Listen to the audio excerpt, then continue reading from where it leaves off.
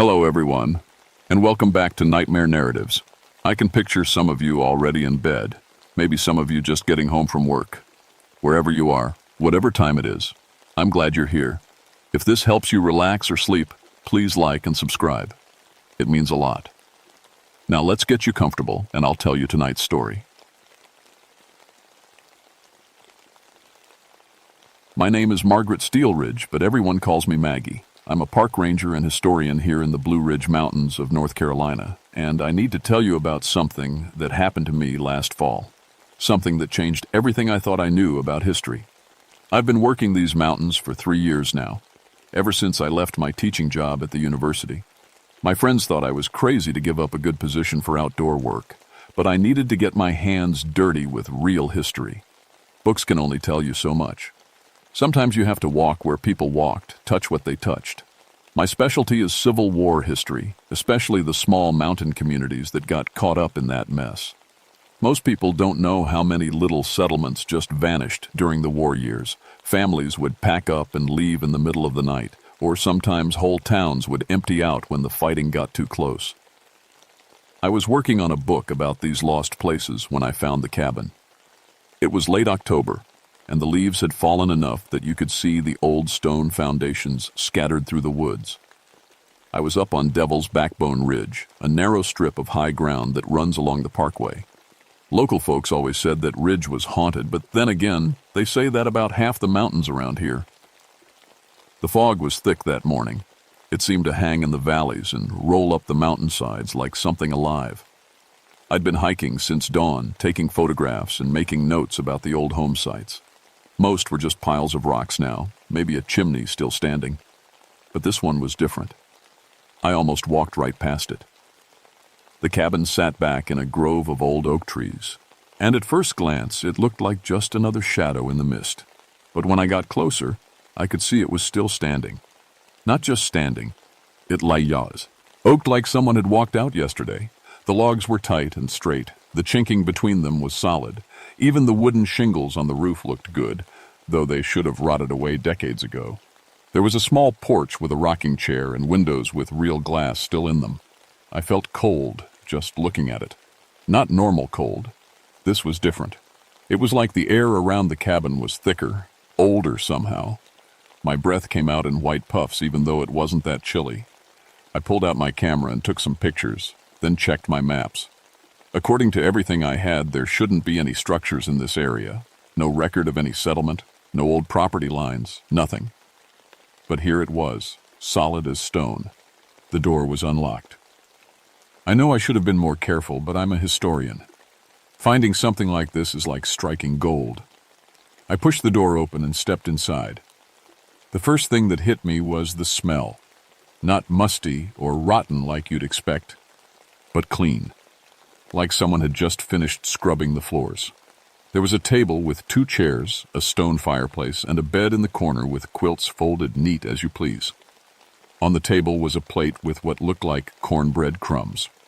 Beside it sat a ceramic jug and a letter, folded but not sealed. The paper looked old but not cracked or yellow. I picked it up with shaking hands. The letter was dated September 15th, 1863. It was written in the careful script they taught in those days, and it said, "My dearest Mary, the conscription men came through again yesterday. They took young Thomas and his brother. We have made our decision. The shadow people have offered us a way to stay hidden until this terrible war ends. The price seems small for such protection. We will be safe here, and when peace comes, we will emerge to rebuild. Your loving husband, Samuel." I read it 3 times before my hands stopped shaking. This had to be some kind of historical recreation, maybe put together for tourists, but there weren't any tourists up here. The nearest road was 5 miles down the mountain. I looked around the cabin again. Everything was perfect. Too perfect. The tools hanging on the wall looked like they'd been used yesterday. The ashes in the fireplace were cold but clean, like a fire had burned out just that morning. That's when I noticed something else. My camera hadn't flashed when I took those pictures outside, but the battery gauge showed it was working fine. I tried taking a picture of the letter, but the camera just clicked without doing anything. I decided to head back to my truck and get more equipment. This deserved a proper archaeological survey.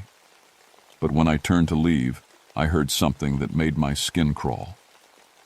Voices. Quiet, but clear as day.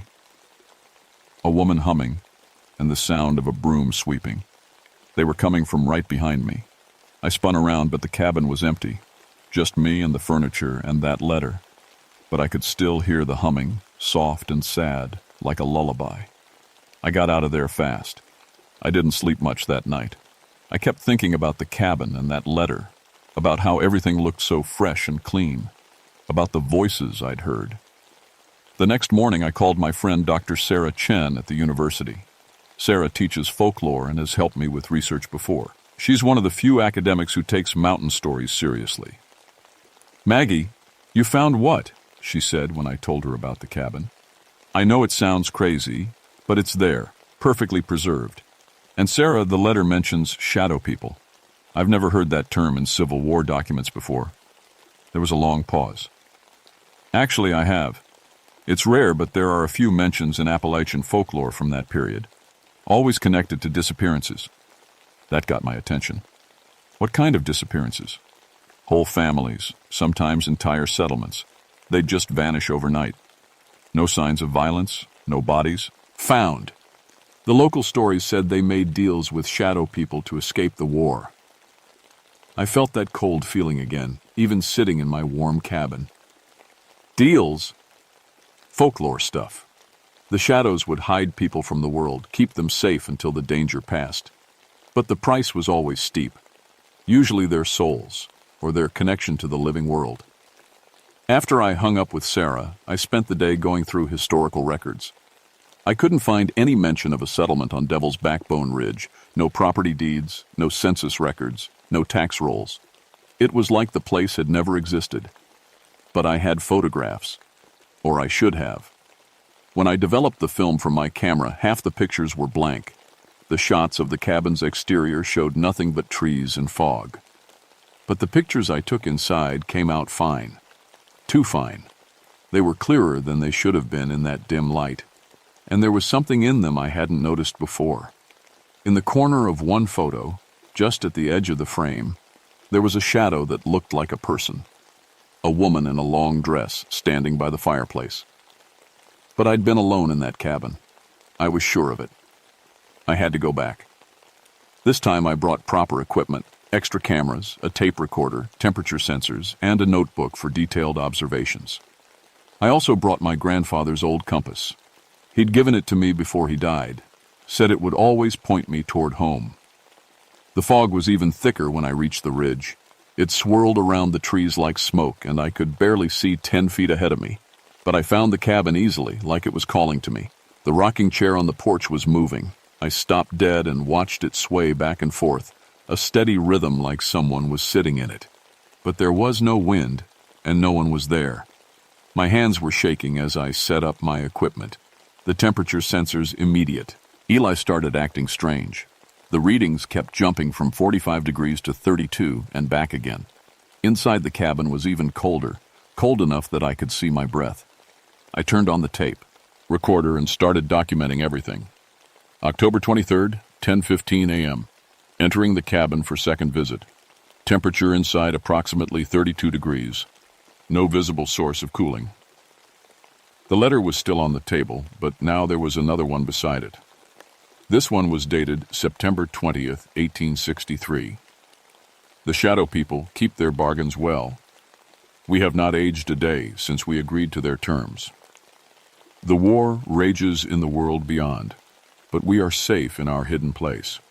Sometimes we see travelers passing through our land, but they cannot see us. It is lonely, but we are alive. Samuel. My heart was pounding. I was holding a letter that should have been impossible, but the paper felt real. The ink looked fresh. That's when I heard the voices again. Clearer this time. A man and woman talking in the next room, except there was no next room. The cabin was just one space. "Mary, did you hear that?" Footsteps outside. Hush, Samuel. It might be soldiers. No, this is different. Someone is in our house. The voices were getting louder, more agitated. I realized they were talking about me.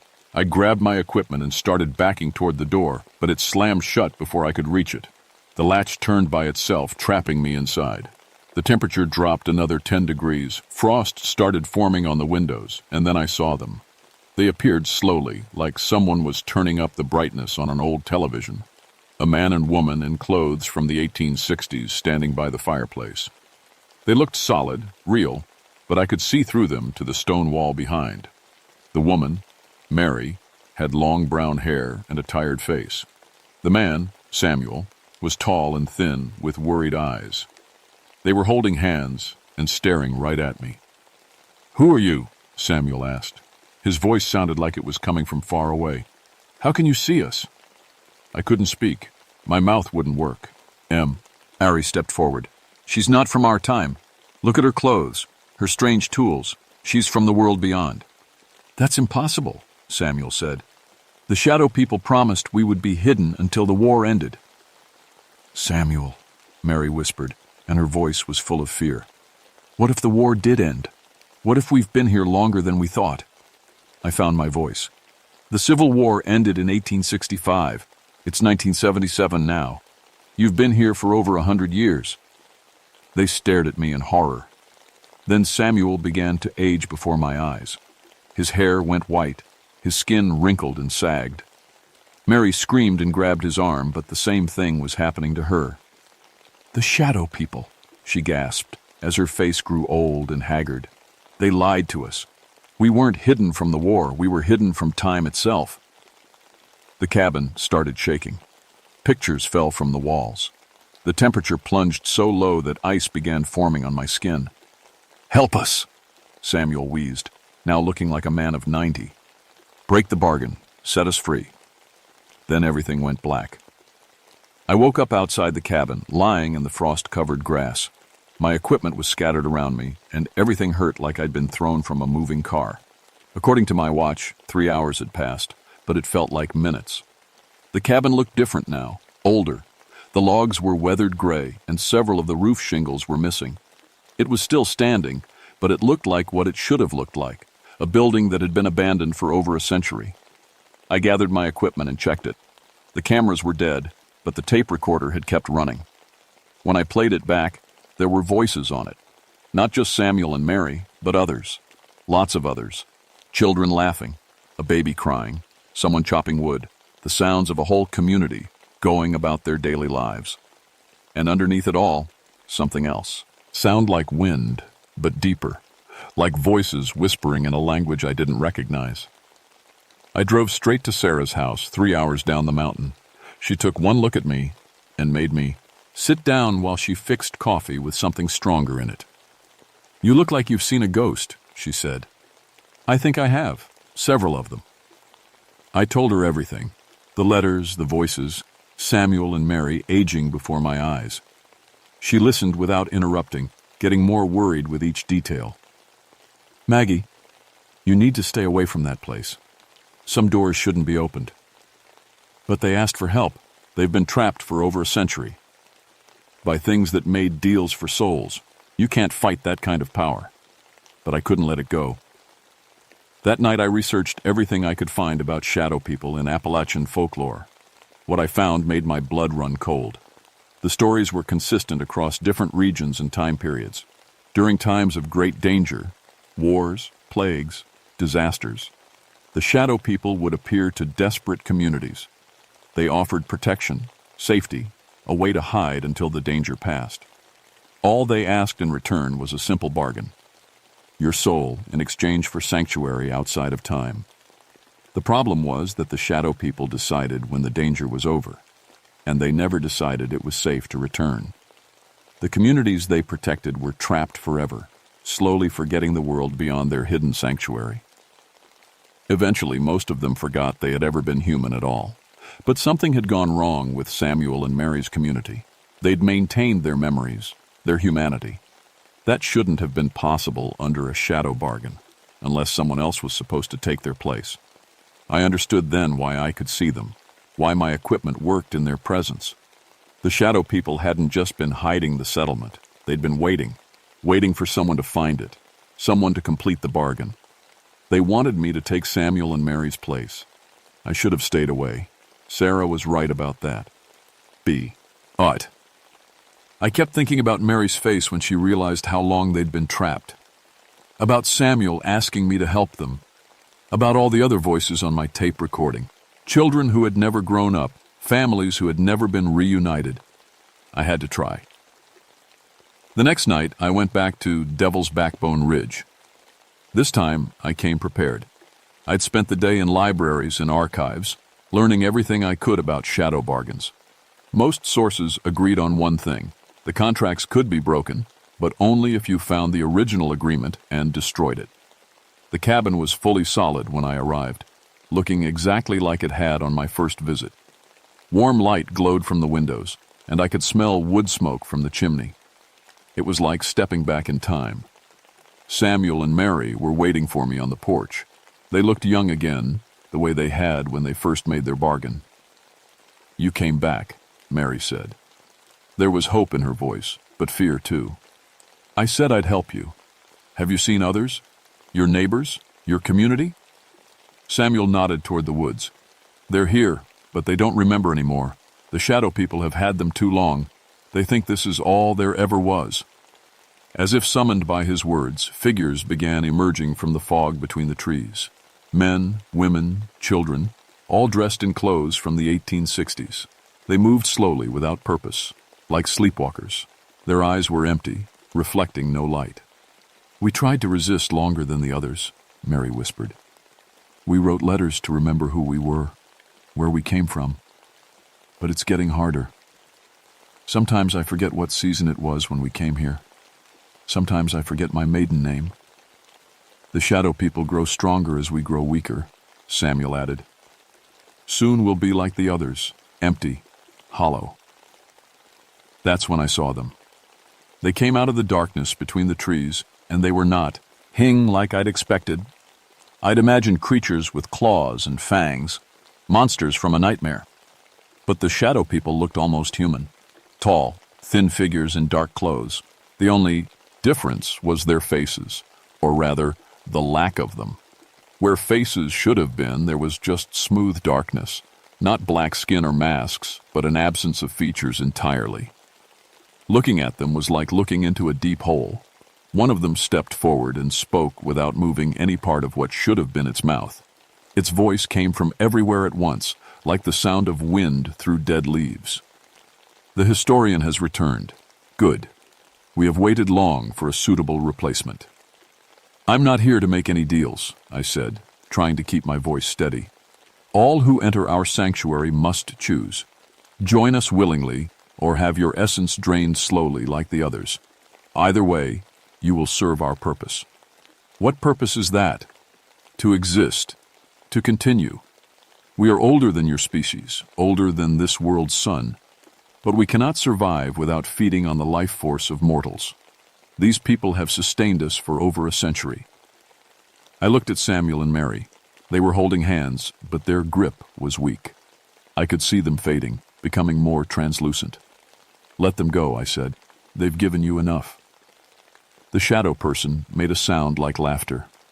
"They are ours until their essence is fully consumed. Perhaps another 50 years. But you are young, strong. You could sustain us for twice that long." More shadow people were emerging from the woods, dozens of them surrounding the cabin. The hollow members of the lost community shuffled closer too, their empty eyes fixed on me. "Show me the contract," I demanded. "Show me the original bargain."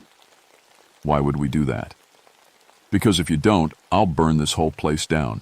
Your sanctuary, your feeding ground, everything." I pulled out a flare from my pack. The shadow people hissed and stepped back. Apparently, they didn't like fire. "The contract cannot be destroyed by mortal means," the lead shadow purse, On said. But there was uncertainty in its voice now. "Maybe not, but I bet your sanctuary can be. No cabin, no anchor point. You'd have to start over somewhere else." find new victims. The shadow people conferred among themselves in their whispering language. Finally, the leader gestured toward the cabin.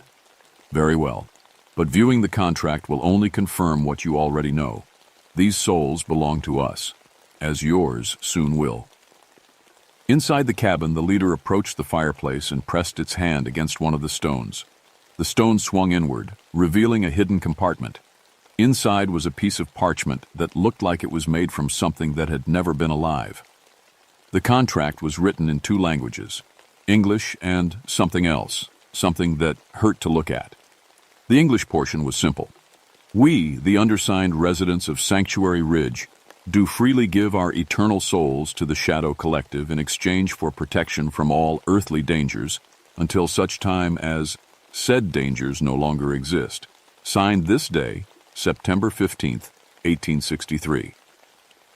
Below that were dozens of signatures, including Samuel's and Mary's. But it was the fine print that interested me. There was a clause, written in tiny script at the bottom. This contract may be voided if the original danger for which protection was sought can be proven to no longer exist, and if a blood relative of the contracted parties formally requests their release. I read it 3 times to make sure I understood. Then I smiled. The contract can be broken, I announced. The shadow people hissed in unison. Impossible. We wrote that contract. There are no living blood relatives. You're wrong. I've been researching these families for 3 years. Samuel and Mary Patterson had a son who survived the war. He moved to Tennessee and had children. I can trace their lineage. I pulled out my genealogy notes. Their great-great-granddaughter is alive right now. Her name is Elizabeth Patterson Morris, and she lives in Knoxville. Even if that were true, the lead shadow person said, she would have to come here and request their release in person. I smiled wider. No, she wouldn't. According to the contract, a formal request is sufficient, and I happen to have one. I'd spent most of the day tracking down Elizabeth Morris and explaining the situation. She'd thought I was crazy at first, but when I played her the tape recording of her ancestors' voices, she'd agreed to help. She'd written and signed a formal request for their release, which I'd had notarized. The shadow people were becoming agitated, their forms flickering like bad television reception. This is trickery, legal manipulation. You wrote the contract, I said. I'm just following the terms. I pulled out Elizabeth Morris's letter and read it aloud. I, Elizabeth Patterson Morris, great-great-granddaughter of Samuel and Mary Patterson, do formally request the immediate release of my ancestors and all members of their community from any supernatural contracts or obligations, as the danger from which they sought protection, the American Civil War, ended in 1865. Signed and witnessed this day, October 24th, 1977. The effect was immediate. The shadow people began screaming, a sound like breaking glass mixed with static. The hollow community members stopped their shambling and looked around in confusion, awareness returning to their eyes for the first time in over a century. Samuel and Mary became solid again, fully human. Mary was crying. Is it true? She asked. The war is really over? It's been over for 112 years, I told her. The shadow people were dissolving, their forms breaking apart like smoke in the wind. But their leader managed one last threat. You have won this battle, historian. But we are legion. We will find other desperate souls to feed upon, other communities to trap. This is not over. Then they were gone, leaving only the sound of wind through the trees. The change in the community was immediate and profound. Color returned to their faces, life to their eyes. Children who had been shuffling like zombies began laughing and playing. Adults embraced each other, weeping with joy and relief. But their freedom came with a terrible realization. Everyone we knew is dead, Samuel said quietly. Our parents, our siblings, our friends. The world has moved on without us. Mary nodded, tears streaming down her face. Our son, little Tommy, he'd be older than we are now if he lived. I had to tell them the truth. He did live. He survived the war and had a family. You have descendants, great-great-grandchildren. Truly? Mary's face lit up with hope. Truly. Elizabeth Morris in Knoxville. She's the one who helped break your contract. The community gathered around as I explained what had happened to the world during their absence. The end of the Civil War, Reconstruction, 2 world wars, the moon landing, everything. They listened in amazement and growing sadness as they realized how much time they'd lost. What happens to us now? Asked an elderly woman I hadn't seen before. We don't belong in this time. We have no homes, no families who remember us. It was a good question. These people were from 1863, with no understanding of the modern world, no social security numbers or birth certificates, no way to prove they'd ever existed. Some of you have living descendants, I said. I can help you find them. As for the rest, I thought for a moment. There are places in these mountains where people don't ask too many questions, small communities that take care of their own. I think I can help you find somewhere to belong.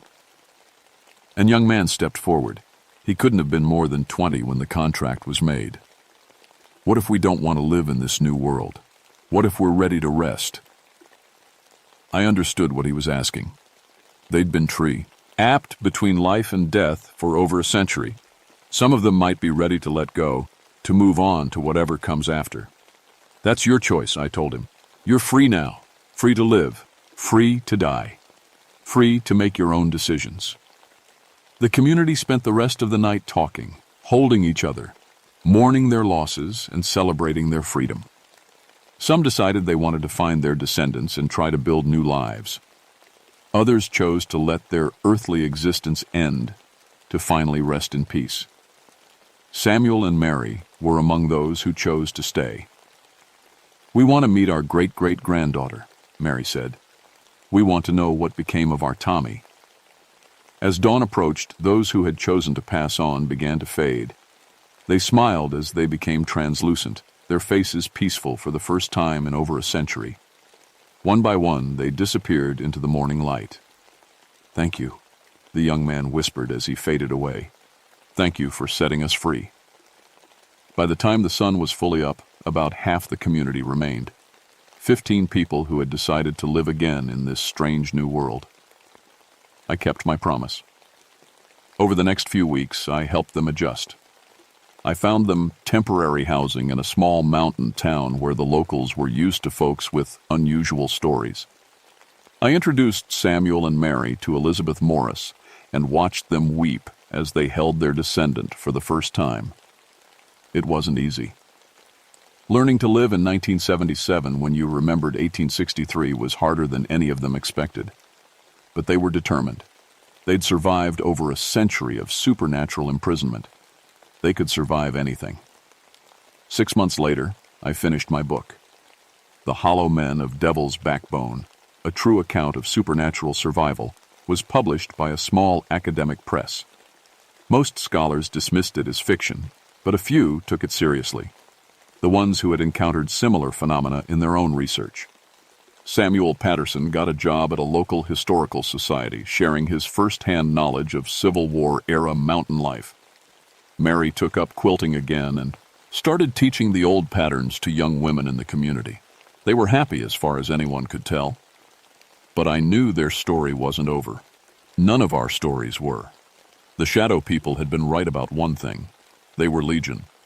My research had turned up dozens of similar disappearances throughout Appalachian history. Communities that vanished overnight, families that simply stopped existing in official records. And the disappearances were still happening. I'd become something I'd never expected to be, a paranormal investigator with a history degree. Universities called me when they had cases that couldn't be explained through normal research. Families contacted me when their genealogy hit impossible dead ends. And sometimes, late at night, I got calls from people who'd found places that shouldn't exist, buildings that were too well preserved, voices that spoke from empty rooms. I always went. Someone had to. The cabin on Devil's Backbone Ridge is still there, but it's truly empty now. I visit sometimes, just to make sure. The rocking chair doesn't move anymore. The temperature is normal. The only voices you hear are your own echo. But if you know what to look for, you can still see signs of what happened there. On certain foggy mornings, you might glimpse figures in old-fashioned clothes walking between the trees. Not trapped anymore, just visiting, checking on the place that was their home for so long. And if you're very quiet and very patient, you might hear something else.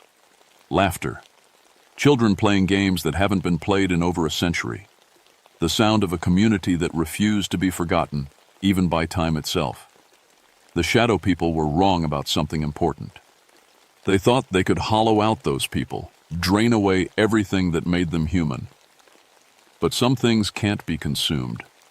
Love, hope, the connections between people. These things endure. They survive even supernatural imprisonment. Samuel and Mary taught me that. Their community taught me that.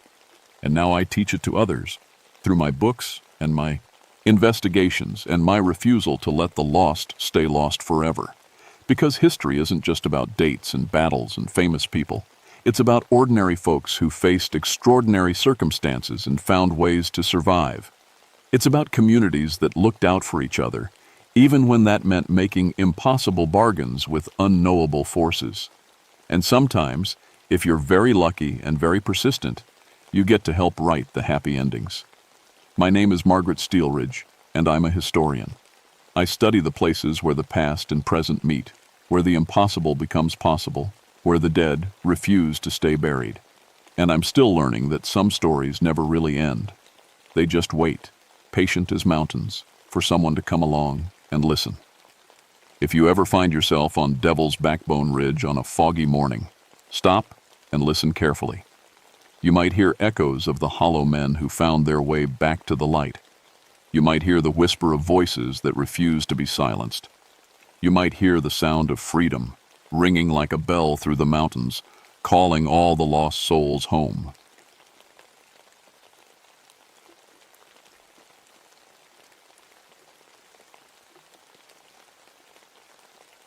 My name is Rebecca Thornfield, but everyone calls me Becca. I'm the first woman park ranger in this part of North Carolina, and believe me, some folks never let me forget it. The old-timers still give me looks when I walk into the ranger station, like I'm playing dress-up in my uniform. But I know these mountains better than most of them ever will. I grew up here, learned every trail and creek from my grandmother. She was what people called a granny woman, knew which plants could heal a cut and which ones would make you sick. Most folks thought her stories were just old mountain tales, but she always said the mountains remember everything. It was early spring when the call came in. The wildflowers were just starting to bloom, but the nights were still cold enough to see your breath. I was sitting at my desk, filling out reports about trail damage from the winter storms, when the phone rang. "Ranger Station," I answered. "Thank God," a man's voice said, shaky and out of breath. "We need help up on Spruce Mountain. There's a woman up there screaming for help, but we can't find her anywhere." I grabbed my notepad. "Sir, can you tell me exactly where you are?" "We're about halfway up the trail to the fire tower. My wife and I were hiking when we heard her. This woman just screaming, 'Help my babies,' over and over. It's been going on for 20 minutes, but every time we try to follow the sound, it moves." My stomach dropped. Spruce Mountain wasn't a place people got lost easily. The trail was well marked, and there was only one way up to the old fire tower. But I'd heard whispers about that place my whole life. "Sir, I need you and your wife to head back down the trail right now. I'm on my way up." I hung up and grabbed my gear. Radio, first aid kit, rope, everything I might need for a rescue. As I drove toward the trailhead, I tried to push away the stories my mother used to tell. Stories about a woman named Martha Dillard who'd lived up on that mountain back in the 1920s. Stories I'd always thought were just made-up tales to keep kids from wandering too far into the woods. The parking area was empty except for one car. Probably belonged to the couple who called. I shouldered my pack and started up the trail. It was a steep climb, 8 miles to the fire tower, but I'd done it hundreds of times. The forest felt wrong from the start. Usually the woods were full of sounds, birds singing, squirrels chattering, insects buzzing. But today, everything was quiet. Too quiet. Even my footsteps seemed too loud on the dirt trail. About 2 miles up, I found them, a middle-aged couple sitting on a fallen log, the woman wrapped in her husband's jacket even though it wasn't that cold. "Are you the ranger?"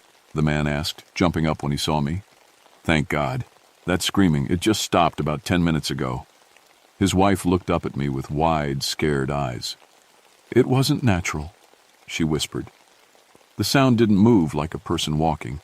It was like it was jumping from tree to tree. I knelt down next to her. "Ma'am, can you tell me exactly what you heard?" A woman's voice, crying for help. She kept saying, "Help my babies. Please help my babies." But when we called back, asking where she was, the voice would just move somewhere else. The husband nodded. We searched for over an hour, found nothing. No footprints, no broken branches, nothing to show anyone had been through there. I helped them gather their things. "I need you both to head back down to your car. I'm going to continue up and check the area." They didn't argue. As they disappeared down the trail, I pulled out my radio to call the station. Static. I tried again, adjusting the frequency. Still nothing but white noise. That was strange. I should have perfect tie-in on this part of the mountain. I kept climbing. The higher I went, the more wrong everything felt. Wildflowers that should have been blooming were withered and brown, but only in perfect circles about 10 feet across. My compass started spinning wildly, the needle never settling on true north, and then I heard it. Faint at first, like wind through the trees. But as I stopped and listened, it became clear. A woman's voice, far away but getting closer. "Help my babies! Please! Someone help my babies!" The voice came from ahead of me, somewhere near the fire tower. I picked up my pace, my heart pounding. Someone was in real trouble up there. But as I climbed higher, the voice seemed to move. First it came from the left side of the trail, then the right, then from behind me. I spun around, calling out, "Ma'am, where are you? I'm a park ranger. I'm here to help." Silence. Then, so close it seemed like the woman was standing right next to me. "Help my babies!" But there was nobody there. I stood perfectly still, trying to control my breathing. The voice had been so close, so clear, but the trail around me was empty. No footprints in the soft dirt, no bent branches, no sign that anyone had passed this way in months. I forced myself to think like a ranger, not like a scared little girl listening to grandmother's ghost stories. People got lost in these mountains all the time. Sounds could bounce off rocks and trees in strange ways. There had to be a logical explanation. I kept climbing toward the fire tower. It was an old wooden structure built back in the 1940s, about 60 feet tall, with a small cabin at the top where someone used to watch for forest fires. Nobody had used it in years. We had better technology now. But hikers still liked to climb up and enjoy the view. The trail got steeper as I climbed. My legs burned, but I pushed on. If someone was hurt up there, every minute counted. That's when I saw the flowers. Not the withered ones I'd noticed earlier, but fresh wildflowers. Dozens of them, arranged in a perfect circle around the base of a big oak tree. Mountain laurel, wild roses, black-eyed Susans, flowers that shouldn't bloom at the same time, all picked and placed with care. In the center of the circle sat 3 small objects. I stepped closer, my heart hammering. They were toys, old ones, the kind kids might have played with decades ago. A wooden doll with a painted face, a small tin cup, and a child's shoe, so tiny it could only have belonged to a toddler. The leather was cracked and faded, but these things looked like they'd been placed here recently. There was no dirt on them, no signs of weather damage. "Hello?" I called out, louder this time. "Is someone there? Are you hurt?" The forest stayed quiet. Too quiet. I realized I hadn't heard a single bird or insect since I'd started climbing. Even the wind had stopped. I pulled out my camera and took pictures of the flower circle and the toys. Whatever was going on here, I needed to document it. But as I looked at the photos on my camera's tiny screen, my blood went cold. The toys weren't there. I looked up from the camera. The flower circle was still there, but the center was empty. Just bare dirt where the toys had been sitting a second ago. I checked the photo again. Nothing but an empty circle of flowers. My hands started shaking. I'd seen those toys. I knew I had. They'd been right there, real as anything. A branch snapped behind me. I spun around, but there was nothing, just trees and shadows and the empty trail stretching down the mountain. "This is Ranger Thornfield," I said into my radio, even though I knew it wouldn't work. "I'm investigating a possible missing person on Spruce Mountain. If anyone can hear this." Static filled the air, but underneath it, I could swear I heard something else. A whisper, too faint to make out the words. I clicked off the radio and kept climbing. The fire tower came into view about 20 minutes later. It looked different than I remembered, older somehow, more weathered. The wooden stairs that led up to the cabin looked safe enough, but something about the whole structure felt wrong. At the base of the tower, I found more evidence that someone had been here recently. The grass was trampled down in places, and there were marks in the dirt that might have been footprints. But they were strange, too small for an adult, more like a child's feet. I called out again. "Hello! This is the Park Service. If you need help, please answer." This time something answered back. "Help them? Help my babies." The voice came from above me, from the cabin at the top of the fire tower. It was clearer now, and I could hear the desperation in it. A woman crying, begging for help. I grabbed the wooden railing and started climbing. The stairs creaked under my weight, and a few of the boards felt soft with rot, but they held. Halfway up, I stopped. There was someone in the cabin. I could see a shadow moving past the windows, back and forth like someone pacing. The voice came again, muffled by the walls, but still clear enough to understand. "My babies. Where are my babies?" I climbed faster. Whatever was wrong with this woman, she needed help. Maybe she was confused, maybe she'd hit her head and was having some kind of breakdown. People did strange things when they were hurt or scared.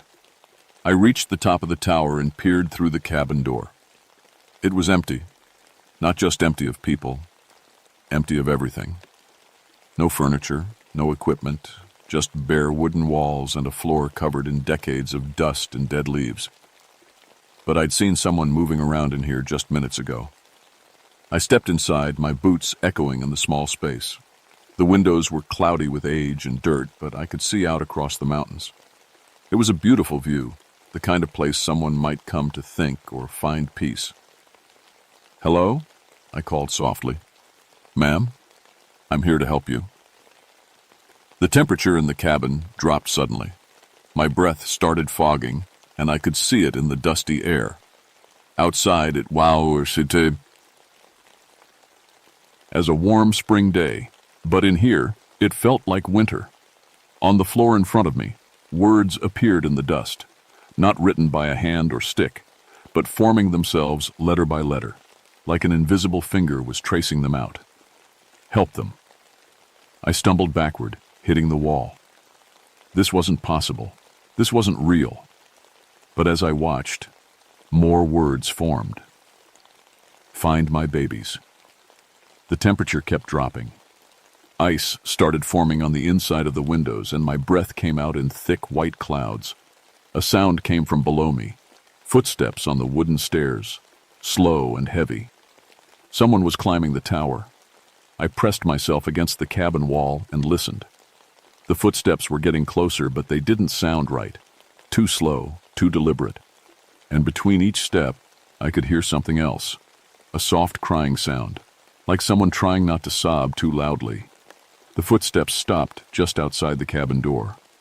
"Please," came the voice, so close now I could feel the words more than hear them. "Please help me find them."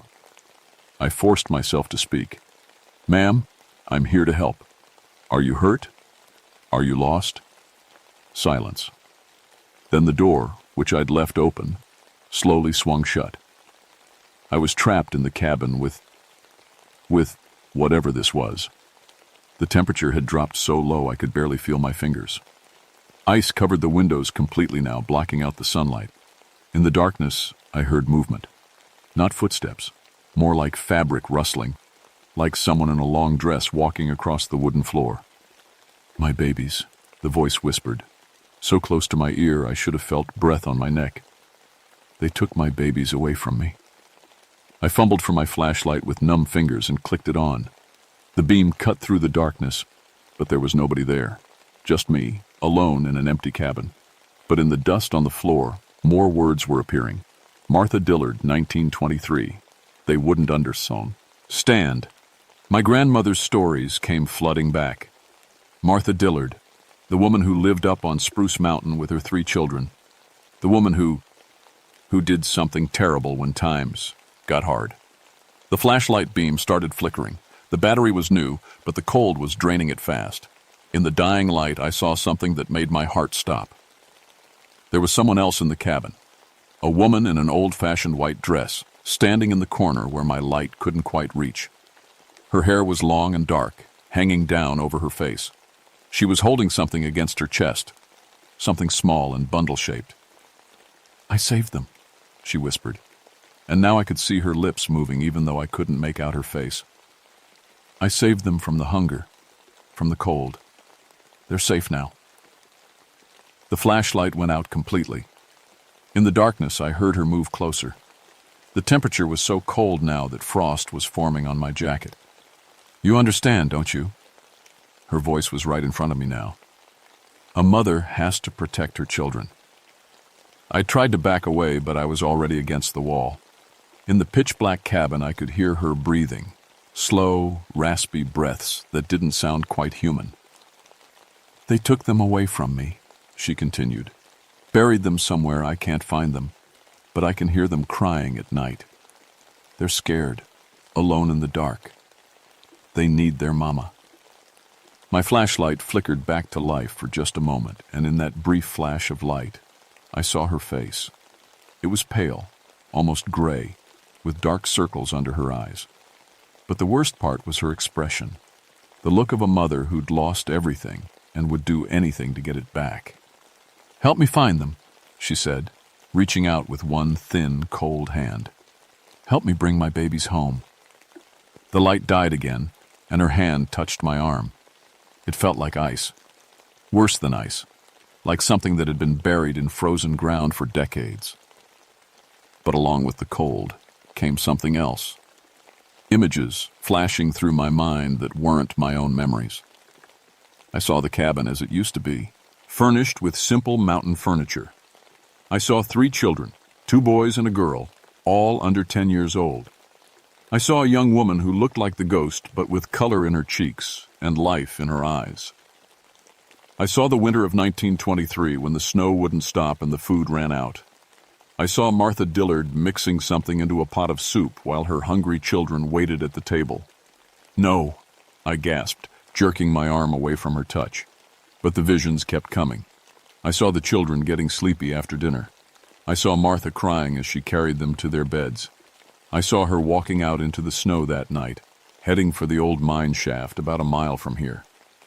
"I saved them," Martha's voice echoed in my head. "I saved them from suffering." The cabin door flew open, letting in warm spring air and sunlight. The ghost was gone, but her words still echoed in my mind. I stumbled out onto the platform, gasping and shivering. My radio crackled to life. "Becca? Becca, come in. This is Tom at the station." I grabbed it with shaking hands. "Tom, I'm here. I'm at the fire tower." "Thank God. We got another call about that screaming woman. A whole family heard it this time, coming from the old mining area. Are you okay up there?" The old mining area, where Martha had taken her children that night in 1923. "Tom," I said, trying to keep my voice steady, "I need you to look up something for me. Martha Dillard, 1923, should be in the old county records." "What's this about, Becca?" "Just, please. And send back up to the fire tower. I might need help." As I climbed down from the tower, I tried to make sense of what I'd experienced. My grandmother always said some people who died with unfinished business couldn't rest. But Martha Dillard had murdered her children. Why would she be trying to find them now?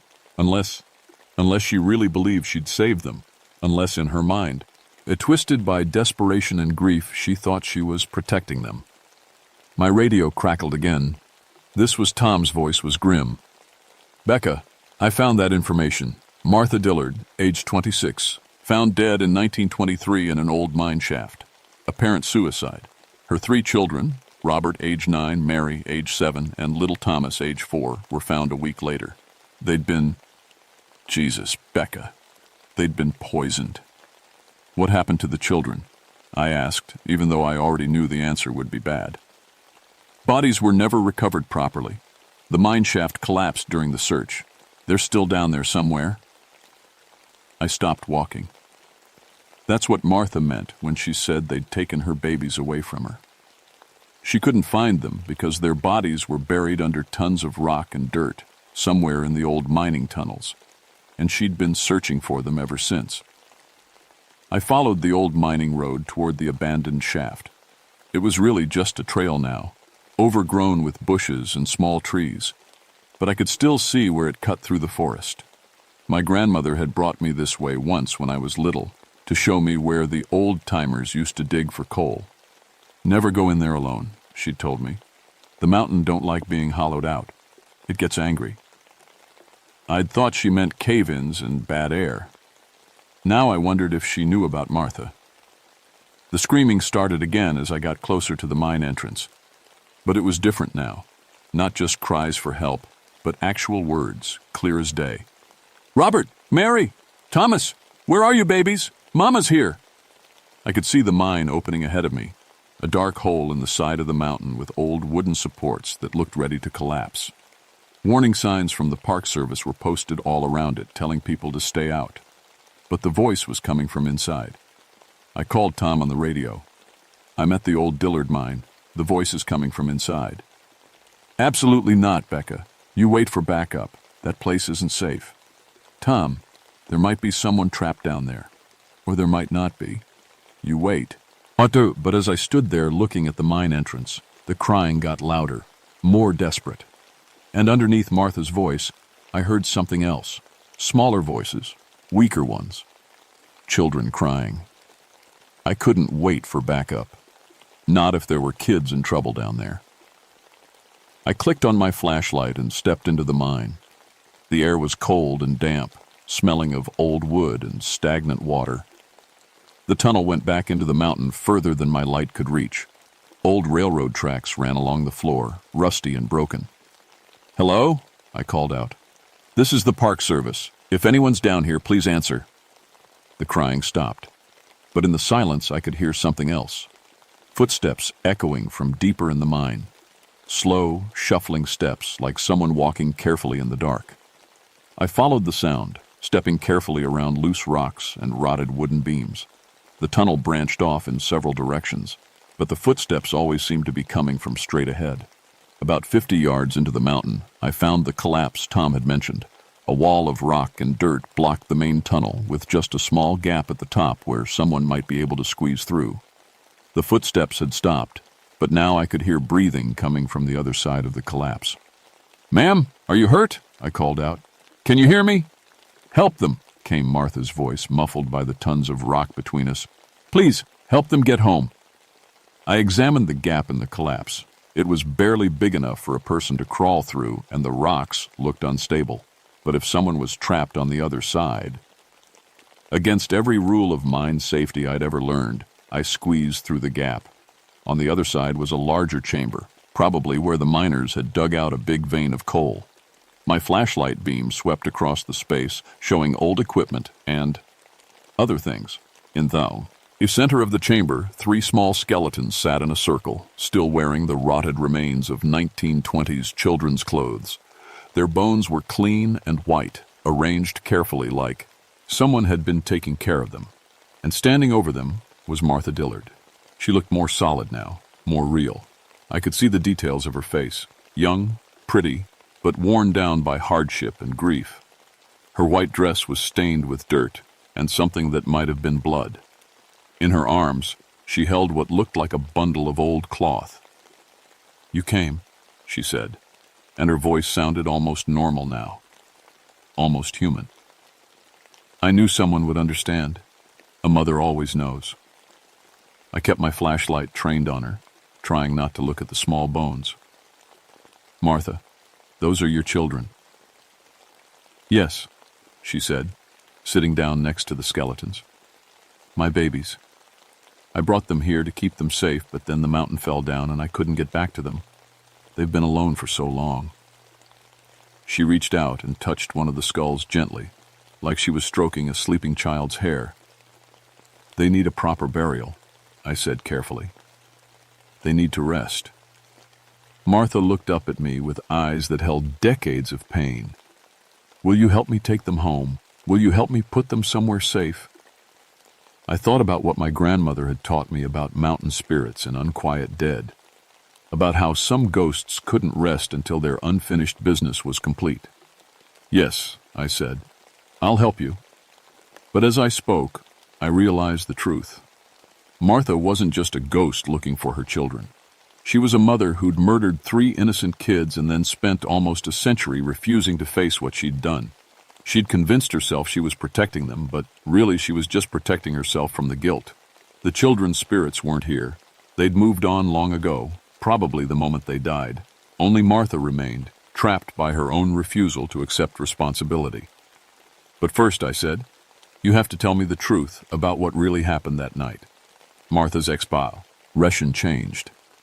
The sad mother mask slipped away, and underneath was something darker. "I saved them," she hissed. "I saved them from hunger, from cold, from growing up poor and forgotten in these mountains." "You murdered them." The temperature in the chamber dropped 20 degrees in an instant. Martha stood up, and she looked different now. Taller, more terrible. The bundle in her arms wasn't cloth. It was a 4th skeleton, tiny, like a baby's. "You don't understand," she said, and her voice echoed strangely off the rock walls. "You don't have children. You don't know what it's like to watch them suffer." Ice started forming on the walls. My flashlight flickered. "They're not suffering anymore, Martha. They haven't been suffering for 70 years. You're the only one who can't let go." Martha screamed then, not the cry for help I'd been hearing all day, but a sound of pure rage and grief that echoed through the mine like thunder. The rocks above us groaned and shifted. The mine started shaking. Dust and small rocks rained down from the ceiling as Martha's scream echoed through the tunnels. I had to get out of there before the whole place came down, but I couldn't leave those children's bones. "Martha," I said, trying to keep my voice calm even as the mountain trembled around us. "Help me carry them out. Help me give them the burial they deserve." For a moment, the screaming stopped. Martha looked at me with confusion, like she was waking up from a long nightmare. You'll help them rest. I promise."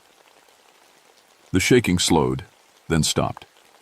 Martha knelt down next to the 3 skeletons and began gathering the small bones with incredible gentleness. I helped her, wrapping the remains in my emergency blanket. We crawled back through the gap in the collapse, Martha somehow able to touch and carry things now that she had a purpose. The baby skeleton, her fortis, child that the records had never mentioned, she carried herself. Outside the mine, the sun was setting.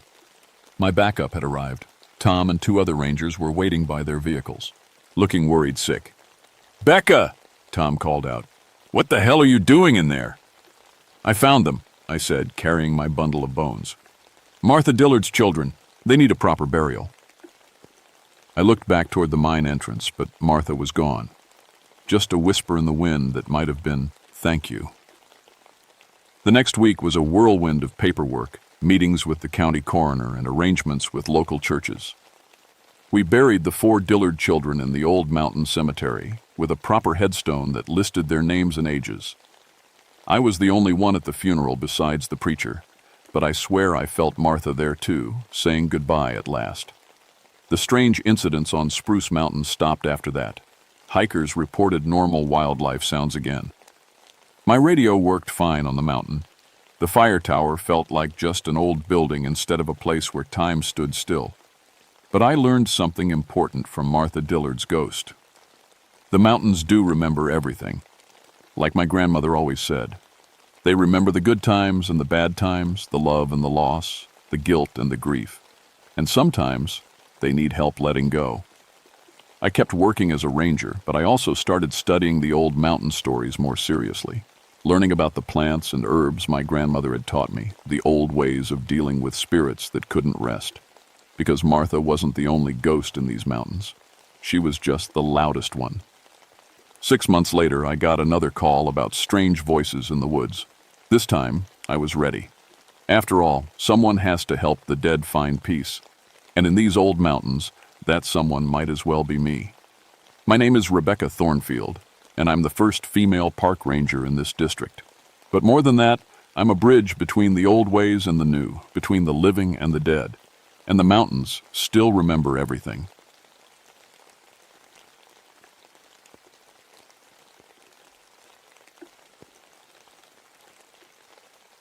My name is Samuel Crow Feather, and I've been a park ranger in the Great Smoky Mountains for 8 years now.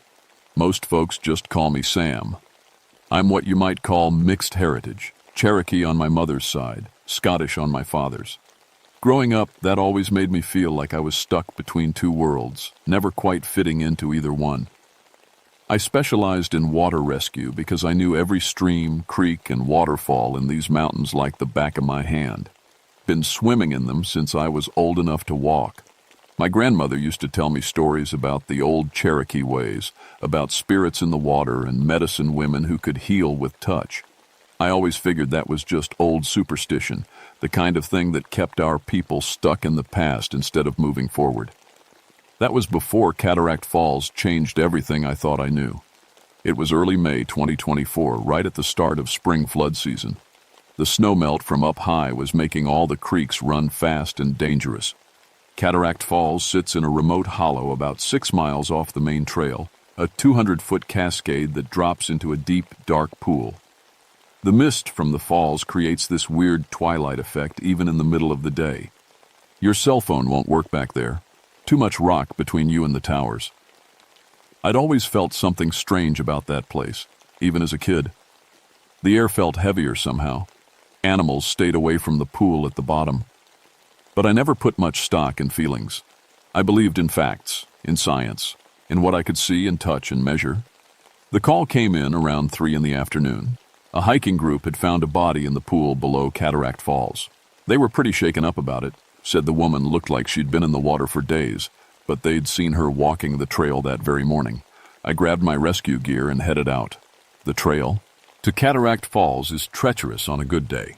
Narrow switchbacks carved into the mountainside, loose rocks that'll send you tumbling if you're not careful. The closer I got, the more the mist thickened around me. By the time I could hear the roar of the falls, I could barely see 10 feet ahead. The hiking group was huddled together near the tree line, looking pale and scared. They pointed toward the pool and backed away, like they didn't want to get any closer than they had to. "She's down there," one of them said. "But something ain't right about it. She's facing upstream like she was trying to swim against the current." I'd seen plenty of drowning victims over the years. Water does strange things to bodies, moves them in ways that don't always make sense. But when I looked down into that dark pool, even I had to admit, something felt wrong. The woman was floating face down about 20 feet from the falls. Her long black hair spread out around her head like ink in water. She wore a white dress that billowed around her in the current. But here's what bothered me. The current in that pool always flows counterclockwise, toward the outlet stream.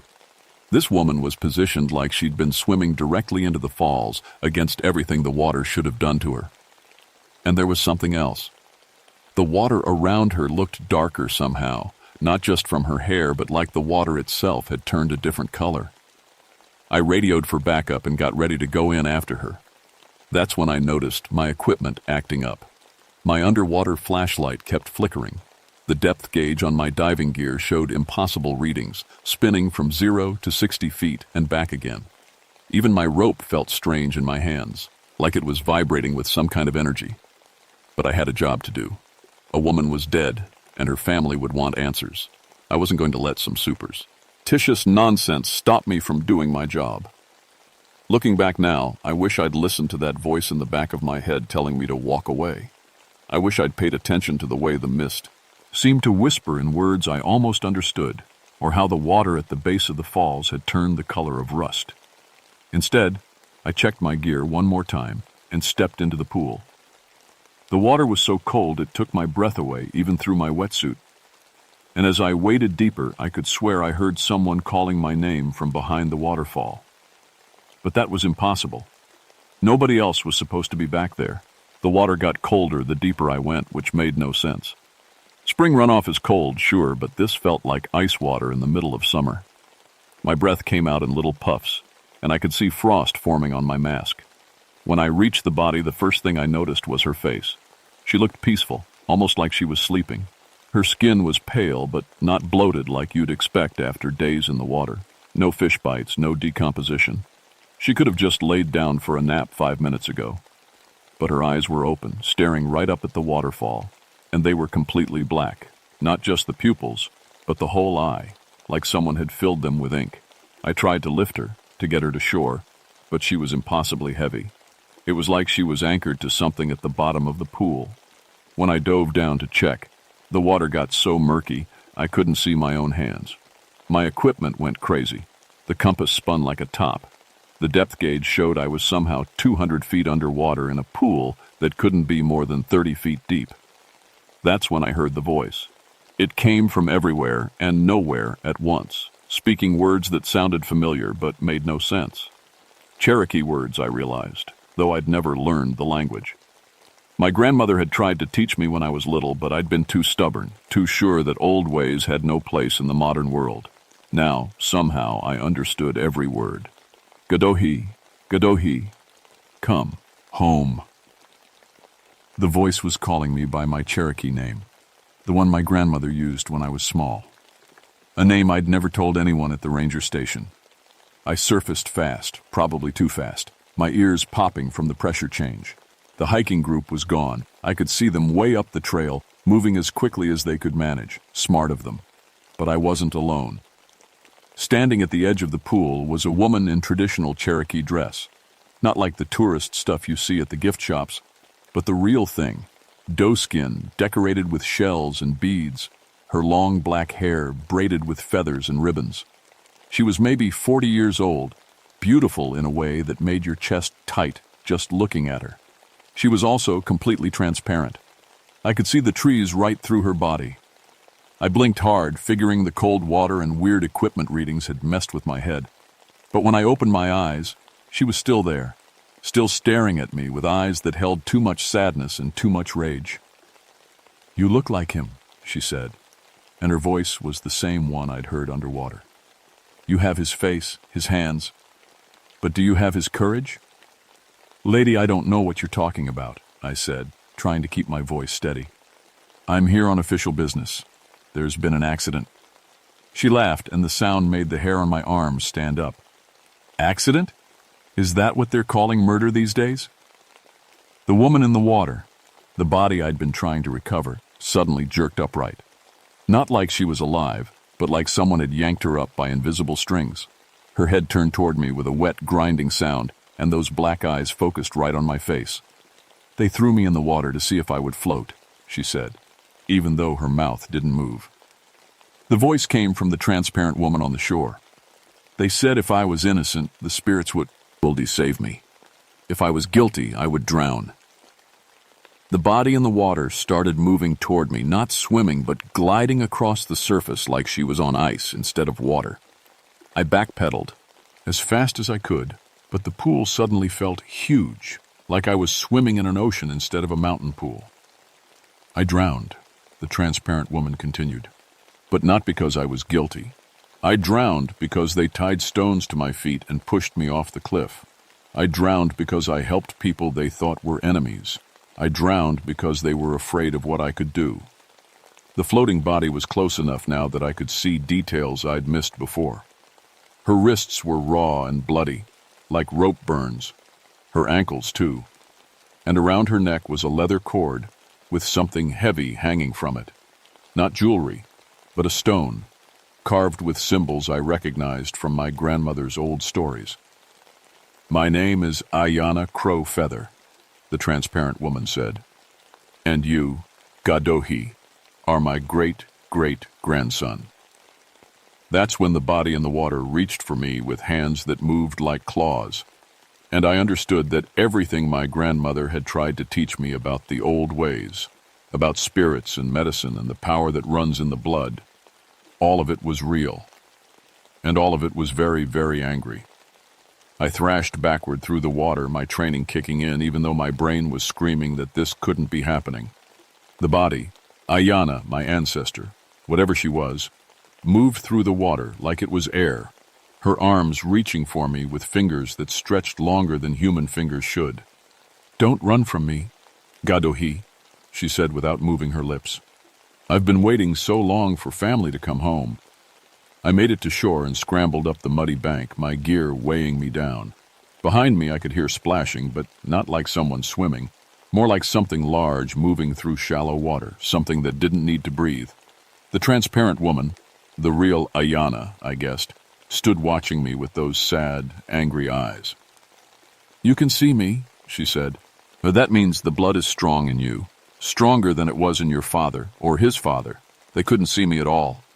"My father never came here," I gasped, checking my equipment. Nothing was working right. The radio just hissed static. My GPS showed I was somehow in 3 different locations at once. "They all came here eventually," she said.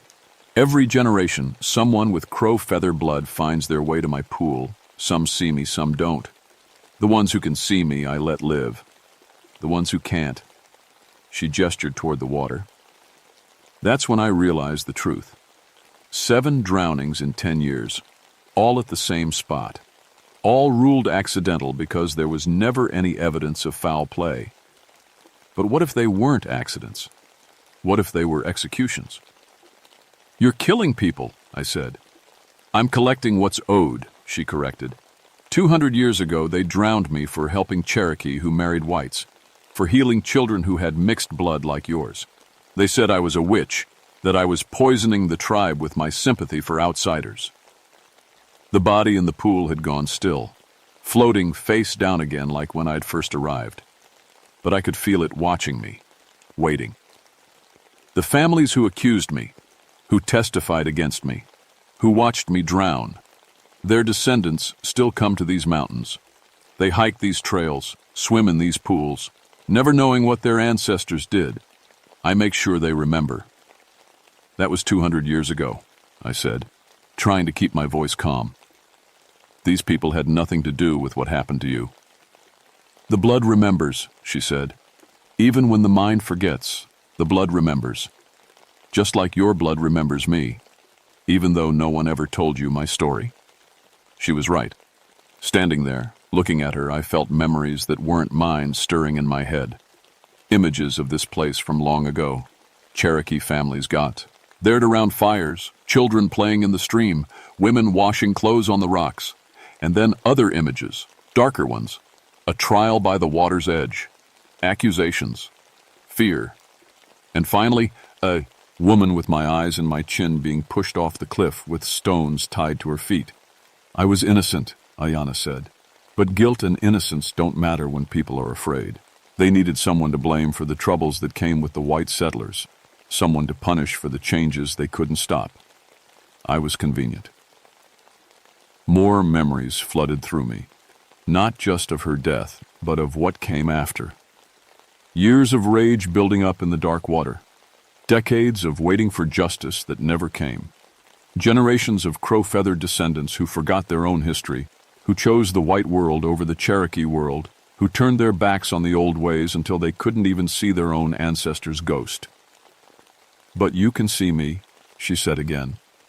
"You have the gift I had, the ability to speak with spirits, to heal with your hands, to see the connections between all living things. Your grandmother tried to teach you, didn't she?" I nodded, remembering. Grandmother mixing herbs, singing in Cherokee, trying to show me how to feel the energy that flowed through everything. I'd thought it was nonsense, embarrassing superstition that kept us stuck in the past. "She knew," Ayana said. "She could see me too when she was young. But she was afraid to come here, afraid of what she might learn. She died with my story locked in her heart. And now there's only you." The water behind me started bubbling like it was boiling, though it was still ice cold. The body rose up again, standing waist deep in the pool. This time, when it spoke, the voice came from its own throat. "7 families," it said in a voice like grinding stone. 7 bloodlines that owe me justice. I've taken 6. Only 1 remains." "What family?" I asked. though I was starting to suspect I didn't want to know. Morrison, Ayanna said. The family that led my trial, that convinced the others I was dangerous. As their descendant is coming here tomorrow, a young woman with her children, here to hike the falls and enjoy the beautiful spring weather. I felt my blood turn to ice water. I knew exactly who she was talking about. Sarah Morrison, 28 years old, with 2 little kids and a husband who worked too much. She'd called the ranger station yesterday to ask about trail conditions. She wanted to bring her family somewhere special, somewhere they could make memories. She's innocent, I said. Her kids are innocent. Were my children innocent? The body in the water asked. And now I could see them in my mind. 2 young ones who watched their mother dragged away to die, who grew up without her guidance, who learned to hide their Cherokee blood to survive in a world that hated them. I won't let you hurt them, I said.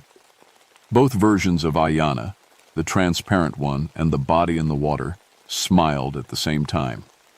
It was not a pleasant expression. Then you'll have to stop me, they said in unison. But first, you'll have to understand what you really are. The body in the water raised one hand, fingers pointing at my chest. Power hit me like lightning, dropping me to my knees. But it wasn't painful. It was awakening. Every cell in my body suddenly remembered what it meant to be Cherokee, what it meant to carry the blood of medicine people and water keepers and those who spoke with spirits. I could see everything, the connections between all living things, the flow of energy through the mountain, the way the water carried memory and pain and power. And I could see the rage that had poisoned this sacred place, the injustice that had turned healing water into a trap for the innocent. Now you know, Ayanna said. Now you understand what they took from you when they made you ashamed of what you are. The question is, what are you going to do about it? The power flows.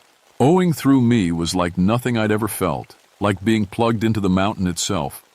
I could sense every living thing for miles around, the trees, the animals, the water, the very stones under my feet. All of it connected, all of it alive in ways I'd never imagined. But I could also feel the poison.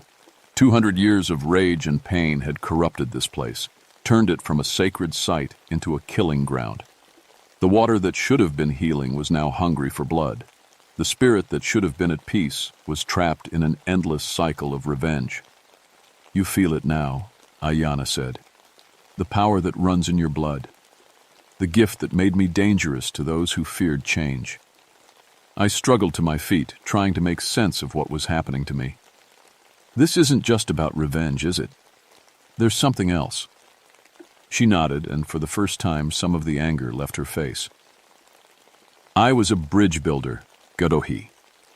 I helped Cherokee adapt to the new world without losing who they were.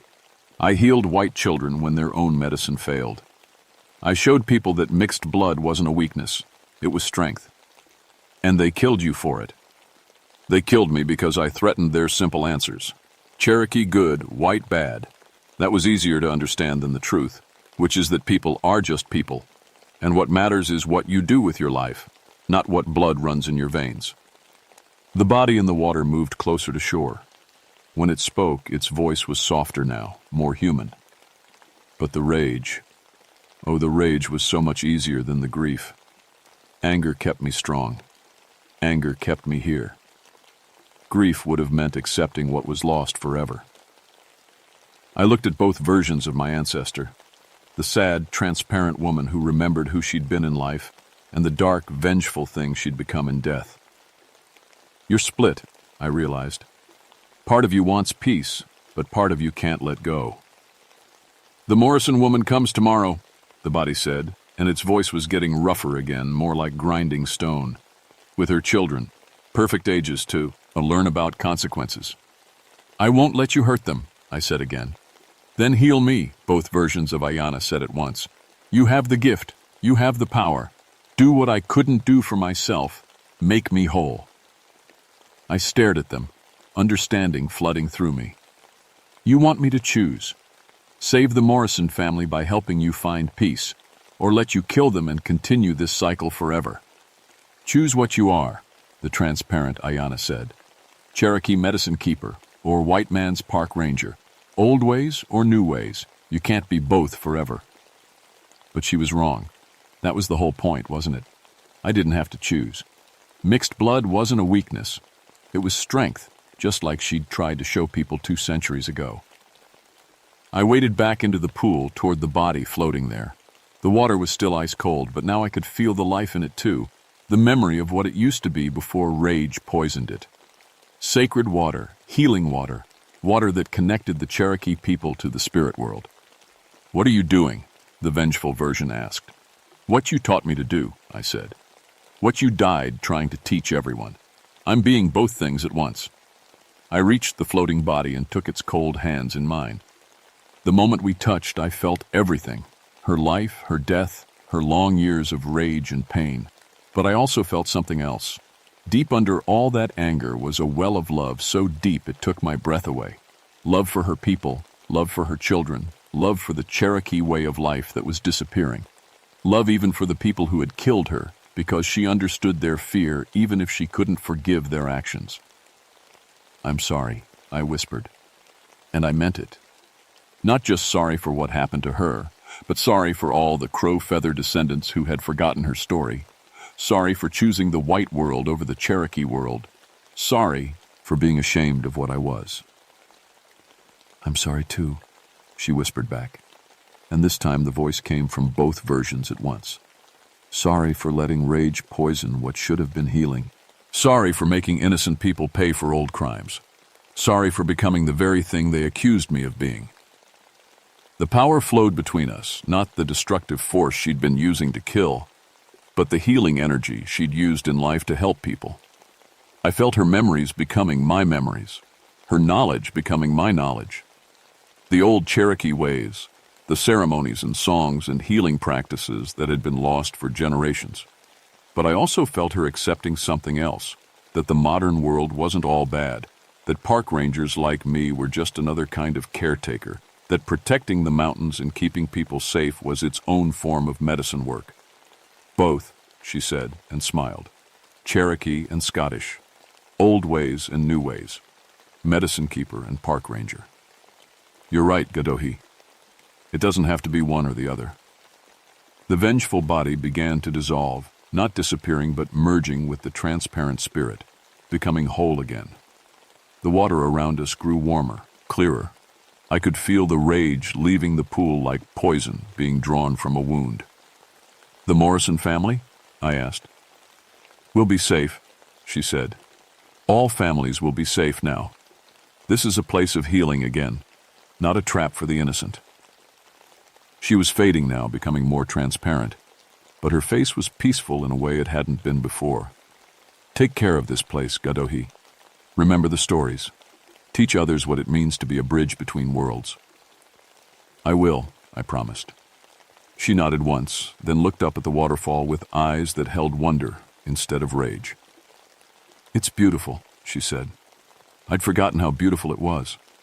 Then she was gone, leaving me alone in water that ran clear and clean for the first time in 200 years. I made it back to the ranger station just after sunset, my gear dripping and my mind still reeling from everything that had happened. The other rangers took one look at me and figured I'd had a rough day on the water. They weren't wrong, just not in the way they thought. I filed my report the next morning. Accidental drowning, body recovered, no signs of foul play. The victim was identified as Maria Santos, a tourist from Florida who'd been hiking alone. She'd slipped on the wet rocks and fallen into the pool. Tragic, but not uncommon, especially during spring flood season. Nobody asked about the strange equipment malfunctions or the impossible water temperature readings. Nobody questioned why a drowning victim showed no signs of actually drowning. The official story was clean and simple, the kind that doesn't raise uncomfortable questions or require supernatural explanations. But I knew the truth. Maria Santos had been the descendant of one of the families that condemned Ayanna to death. She'd come to the falls for a peaceful hike and paid the price for her ancestors' fears. She was the seventh and final victim of a 200-year cycle of revenge. The Morrison family came the next day, just like they'd planned. Sarah Morrison and her 2 kids, ages 6 and 9, excited to see the famous waterfall they'd heard so much about. I gave them the standard safety briefing, but I stayed close while they explored the pool, just in case. Nothing happened. The kids splashed and played in water that was the perfect temperature for swimming. Sarah took pictures of the falls cascading down into clear, clean water that reflected the sky like a mirror. They had a wonderful time and went home with memories that would last a lifetime. That night, I called my grandmother's sister, the only elder in my family still alive. I told her I wanted to learn Cherokee, that I was ready to hear the old stories and understand the old ways. She cried when I said it, told me she'd been waiting her whole life for one of the young ones to sue, home back to the family traditions. Over the following months, I started changing how I did my job. I learned the Cherokee names for all the mountains and streams in my territory. I studied the history of each place, not just the official Park Service version, but the real history, the Cherokee version. I began to understand which sites were sacred and why, which places needed special protection and respect. I also started noticing things I'd never seen before. Other spirits, other places where old injustices had left scars on the land. Not all of them were as angry as Ayanna had been, but all of them were waiting for someone to acknowledge their stories, to remember what had been forgotten. Some were Cherokee spirits, but not all. I found the ghost of a Civil War soldier still guarding a bridge that no longer existed. I discovered the spirit of a young woman who died in a mining accident in 1943, still warning people away from unstable ground. I even met the playful ghost of a park ranger from the 1960s who died trying to rescue a lost hiker. All of them just wanted to be remembered. All of them had something to teach about taking care of the mountains and the people who came to visit them. I started keeping a journal of these encounters, documenting not just where they happened, but what I learned from each spirit. It became a different kind of park ranger manual, a guide to the supernatural history of the Smokies, written for whoever comes after me. Because I know now that I'm not the only one with this gift. There are others out there, other people with mixed heritage who can see between worlds, other bridge builders who can help heal old wounds and prevent new ones. The blood remembers, just like Ayanna said, and when it's time, the blood will call them home too. The waterfall at Cataract Falls runs clear and clean now. The water is perfect for swimming, and the mist creates rainbows in the afternoon sun. Families come there to make memories, and children play safely in the pool where my ancestor once drowned. But sometimes, when the light is just T-Dan's right, and the mist catches the sun at the perfect angle, you can see her standing at the edge of the pool. Not angry anymore, not vengeful, but watchful, protecting the place that was once her prison, making sure it stays a place of healing instead of harm. She nods when she sees me, acknowledging the work we do together. The Cherokee medicine woman and the mixed-blood park ranger, the old ways and the new ways, all of it connected like she tried to teach people so long ago. My name is Samuel Crowfeather, and I'm a bridge between worlds. And I finally understand that's not something to be ashamed of. It's something to be proud of. The mountains are full of stories. Some of them are written in history books, and some of them are written in the water and the wind and the stones themselves. My job is to listen to all of them, to remember all of them, and to make sure that the people who come after me know the truth about what happened in these hills. Because the blood remembers, even when the mind forgets. And sometimes, that's the only justice the dead will ever get.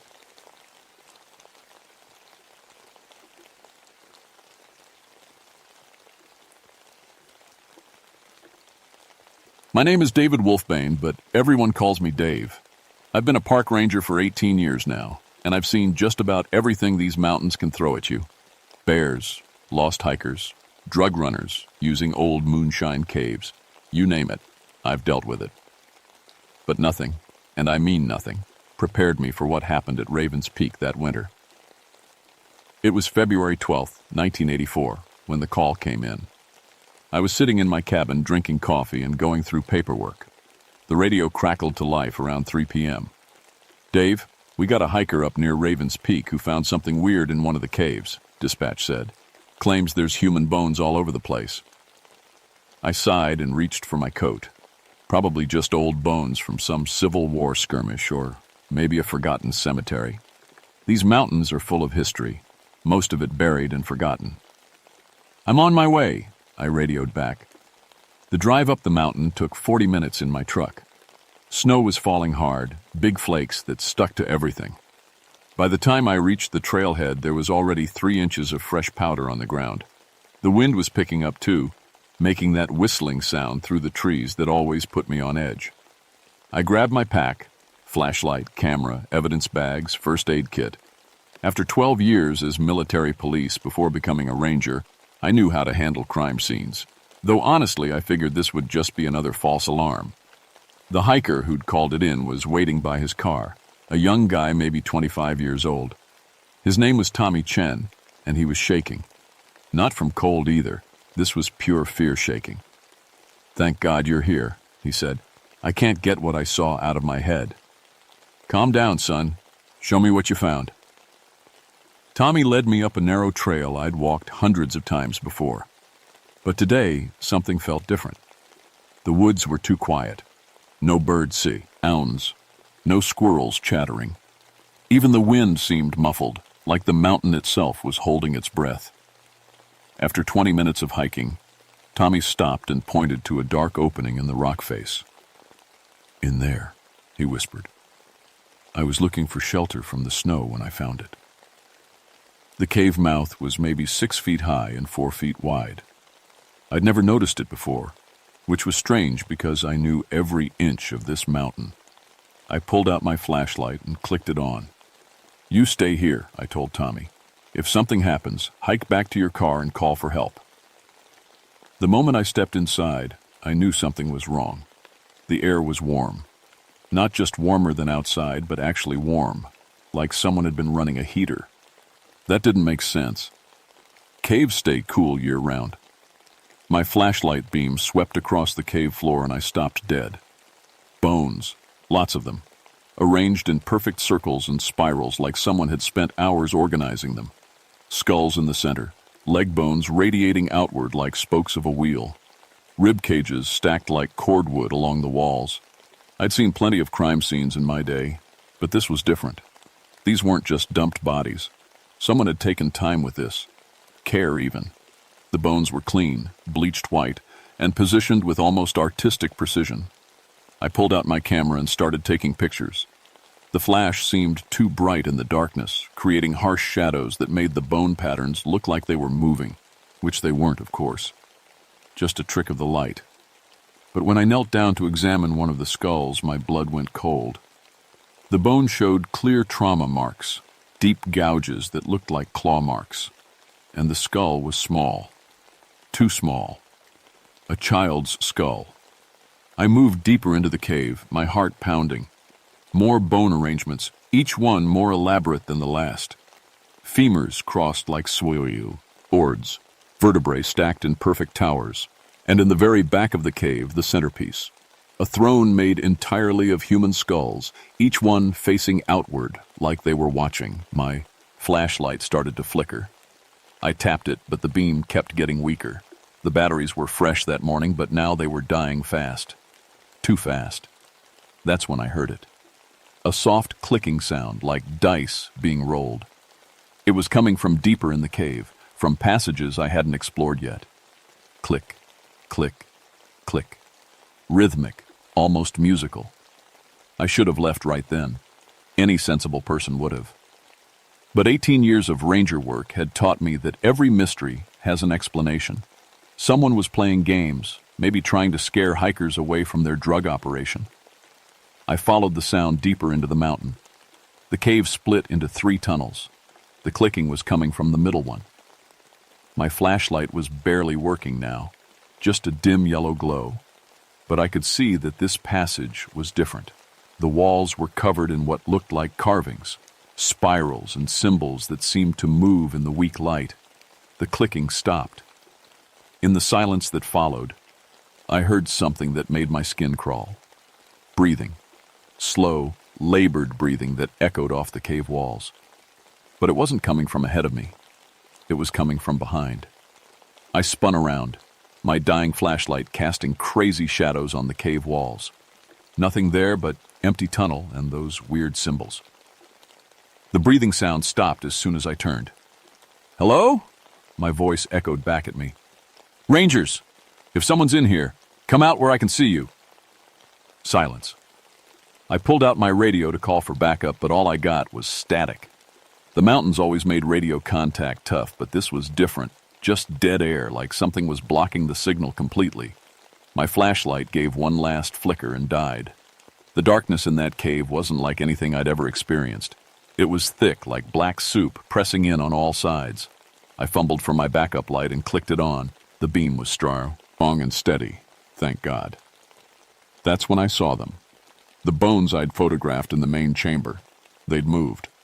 The perfect circles and spirals were gone, replaced by chaotic piles, like someone had kicked through them.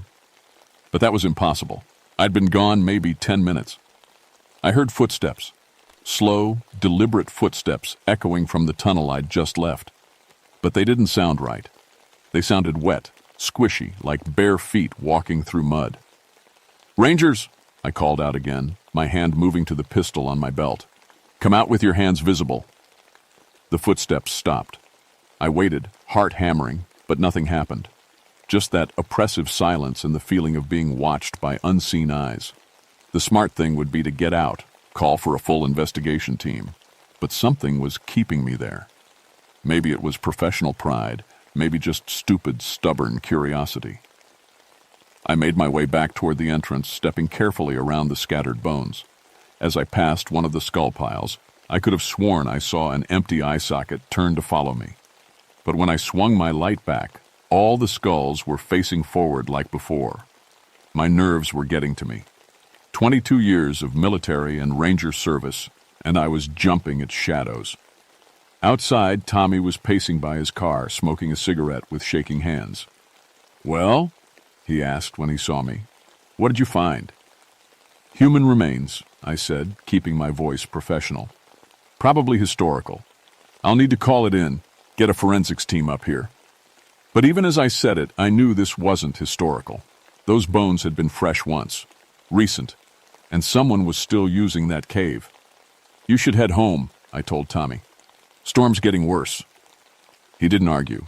His car was sliding down the mountain road before I'd even finished packing my gear. I should have left too. Standard procedure was to secure the scene and wait for backup. But the snow was really coming down now, and I knew that by morning the road might be impassable.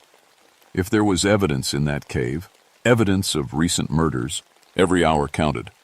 I grabbed a better flashlight from my truck, along with emergency flares and a thermos of coffee. Then I hiked back up to the cave. This time, I was going to explore every tunnel, map every chamber, and find out what the hell was going on. The warm air hit me again as soon as I entered. It was even warmer now, almost hot, and it smelled wrong. Not just the musty cave smell I expected, but something else. Something sweet and rotten, like flowers left too long in water. The bone arrangements had changed again. Now they formed arrows, all pointing toward the tunnels I hadn't explored, like someone was guiding me deeper into the mountain. I followed the arrows. The tunnel sloped downward, getting narrower as it went. My footsteps echoed strangely, like the sound was bouncing off surfaces I couldn't see. The carved symbols on the walls were getting more elaborate too. Not random scratches, but deliberate patterns that repeated every few yards. After maybe 100 feet, the tunnel opened into another chamber. This one was smaller than the first, but what I saw there made my blood freeze. A camp. Someone had been living down here. There was a sleeping bag in one corner, old but clean. Canned food stacked neatly against the wall. A camping stove. Books. And in the center of the chamber, another bone arrangement. But this one was different. Fresh bones, still with bits of meat clinging to them. And they were arranged around what looked like an altar made of stacked stones. On top of the altar was a photograph. I walked closer, my light beam steady despite my shaking hands. The photo showed a family. Mother, father, 2 young kids. The kind of picture you'd put on a Christmas card. But someone had scratched out the faces with something sharp, leaving deep gouges in the paper. Underneath the photo was a newspaper clipping. I picked it up with trembling fingers and read the headline, "Local family reported missing after hiking trip." The date on the paper was 3 weeks ago. I heard that wet footstep sound again, closer this time. I spun around, my light cutting through the darkness. At the far end of the chamber, something moved. Just a glimpse, a shape that shouldn't exist, sliding back into the shadows before I could get a clear look. But I saw enough to know it wasn't human. It was too tall, too thin, and it moved wrong, like its joints bent in directions they shouldn't. My hand found my gun, and I drew it without thinking. "Come out," I shouted. "I'm armed." A sound echoed back at me that I'll never forget. Not quite laughter, not quite screaming. Something in between that made every instinct I had scream at me to run. Instead, I followed it deeper into the mountain. The tunnel kept going down, branching off in directions I couldn't track anymore. I tried to mark my path by scratching arrows on the walls, but in the jumping beam of my flashlight, every passage looked the same. The warm air was getting hotter, making me sweat despite the winter storm raging above. That awful laughing, screaming sound echoed around me, always seeming to come from just ahead, just around the next corner. But every time I reached the spot where I thought it originated, there was nothing but empty tunnel and more of those carved symbols. I found the first body in a chamber about the size of my living room. It was hanging from the ceiling, wrapped in what looked like old rope. But when I got closer, I realized it wasn't rope at all. It was dried sinew, twisted into cords strong enough to hold a grown man. The body had been there a while, long enough that I couldn't tell if it was male or female, adult or child. But the bones underneath the dried skin were arranged all wrong, like someone had taken them apart and put them back together, in a different order. My radio crackled with static, then a voice broke through. "Dave, you copy? Storm's getting bad. You need to get off that mountain." I grabbed for the radio. "This is Dave. I'm in the caves at Raven's Peak. I found bodies. Multiple victims. I need backup and a forensics team." More static. Then, "Dave, can't. Signal breaking. Get out." The radio went dead. I was on my own. I kept moving deeper, following the trail of bones and that horrible smell that was getting stronger with each step. The carved symbols on the walls were telling a story, I realized. Pictures of stick figures being hunted through the mountains. Pictures of them being dragged into caves. Pictures of their bones being arranged in those careful patterns I'd seen. And at the end of the story, carved in deep strokes that must have taken hours to complete, was a figure that made my skin crawl.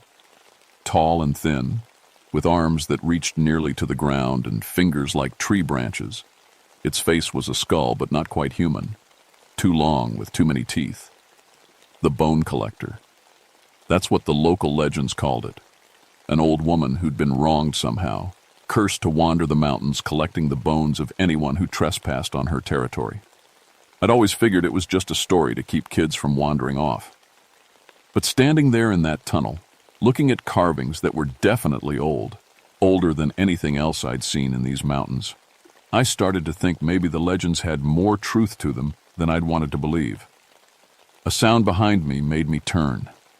Footsteps, multiple sets, moving in perfect synchronization. But these weren't the wet, squishy sounds I'd heard before. These were dry clicking sounds, like bone hitting stone. I raised my flashlight and saw something that nearly made me drop it. They were walking. The skeletons were walking. 5 of them, maybe 6, moving down the tunnel toward me with that awful clicking rhythm. Some were missing arms, others had skulls that sat crooked on their spines. But they all moved with purpose, reaching toward me with whatever limbs they had left. I did what any sane person would do. I ran. Behind me, the clicking sounds multiplied. More skeletons joining the pursuit until it sounded like a percussion section made of nightmares. My flashlight beam bounced wildly as I ran, showing me glimpses of tunnel walls covered in more of those carved symbols. I took a turn too fast and slammed into the rock wall, scraping skin off my shoulder. The impact knocked my flashlight from my hand, and I heard it clatter away into the darkness. For a moment, I was completely blind, the clicking sounds getting closer, echoing off the walls from every direction. I fumbled for my backup light and clicked it on just as the first skeleton reached me. It was small, a child, maybe 8 years old when it died. But there was nothing childlike about the way it lunged at me, bony fingers reaching for my throat. I grabbed the nearest thing I could find, a loose rock about the size of a softball, and swung it hard. The skeleton's skull exploded into fragments, and the rest of the bones collapsed to the tunnel floor. But there were more coming, lots more, and my light was showing me things I didn't want to see. These weren't just random skeletons. They were trophies. Each one had been carefully prepared, the bones cleaned and polished and arranged just so. Some had scraps of clothing still clinging to them, a child's sneaker, a woman's wedding ring still on a skeletal finger, a man's watch that had stopped at 3:17. I ran again, smashing through grasping bone fingers and kicking aside rib cages that tried to trip me. The tunnel was sloping upward now, and I could feel a slight breeze on my face. Fresh air. An exit.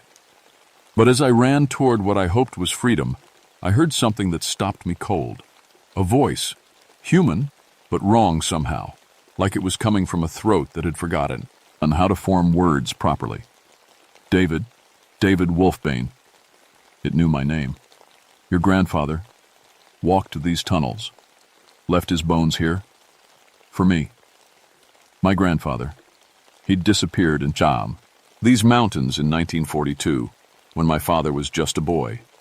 Search teams looked for weeks, but never found a trace of him. The voice was getting closer, echoing from the tunnels behind me.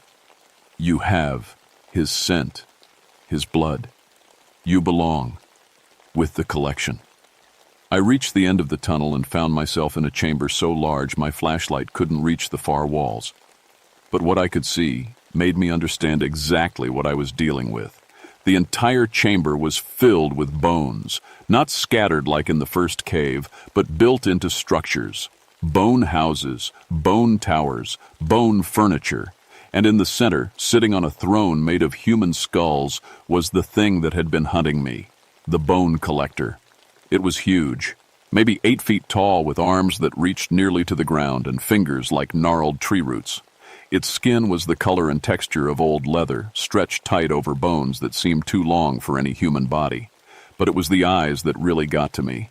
They were still human eyes, trapped in that horrible face, and they were full of pain and rage that had been building for centuries.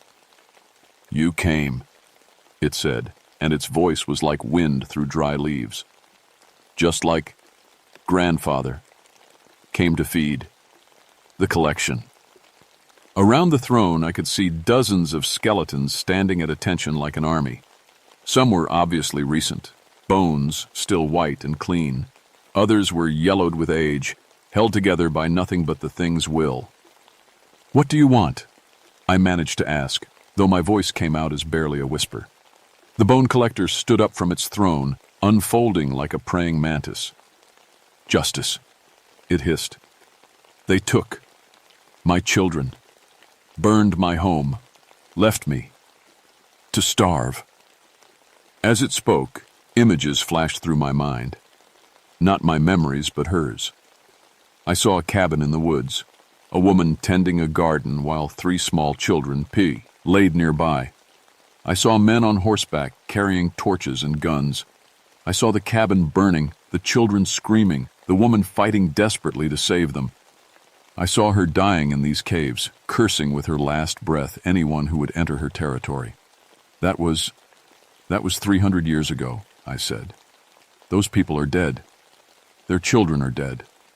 Everyone who hurt you is gone. The thing that had once been a woman tilted its head, studying me with those pain-filled eyes. But their descendants remain. Their blood still flows. Still owes. The skeleton army started moving, forming a circle around me, clicking, clicking, clicking as bone met stone. I was trapped. My grandfather, I said desperately. What happened to him? She gestured toward one corner of the chamber where a skeleton in the tattered remains of a ranger uniform stood at attention. The name tag was still pinned to the shirt. R. Wolfbane. He tried to help, the bone collector said. Spoke of justice, of wrong and right. But still, he fed the collection. The circle was getting tighter. I could see gaps in the walls where other passages led, escape routes if I could reach them. But there were too many skeletons, and they were all reaching for me with their bony fingers. Then I heard another voice, quiet, but clear as day. David. I turned and saw him standing apart from the others. My grandfather, Robert Wolfbane. But unlike the other skeletons, he wasn't reaching for me. He was pointing towards something behind the bone collector's throne. The stones, he whispered, his voice somehow reaching me across 40 years of death. Break the stones. I followed his pointing finger and saw what he meant. Behind the throne, carved into the cave wall itself, was a spiral of symbols much older and more elaborate than the others. And at the center of the spiral, 3 black stones had been set into the rock like jewels, the binding stones, the source of her power. The bone collector must have seen where I was looking because she let out a shriek that nearly shattered my eardrums. The skeleton army lunged forward all at once, a wave of clicking, grasping bones. I dove to the side, rolling behind the throne just as skeletal hands grabbed for where my head had been. The bone collector spun around, faster than anything that size should have been able to move, and swiped at me with those impossibly long arms. Her claws caught my jacket and tore it to shreds, but missed the flesh underneath. I scrambled toward the wall where the binding stones waited, pulling out my service weapon and firing 3 quick shots. The bullets passed right through her, doing no damage at all. But the sound echoed through the chamber, and for just a moment the skeletons stopped moving. That moment was all I needed.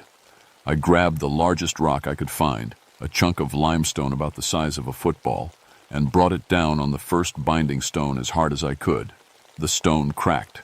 The bone collector screamed, a sound like all the pain in the world given voice. The skeletons around me began to tremble, bones rattling like wind chimes in a hurricane. I hit the second stone. It shattered completely.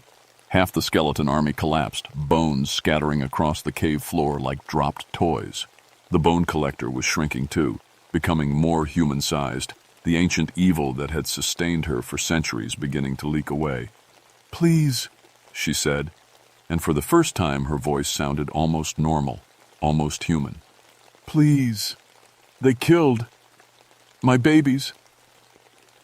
I looked at the third stone, raised my rock to smash it, and hesitated.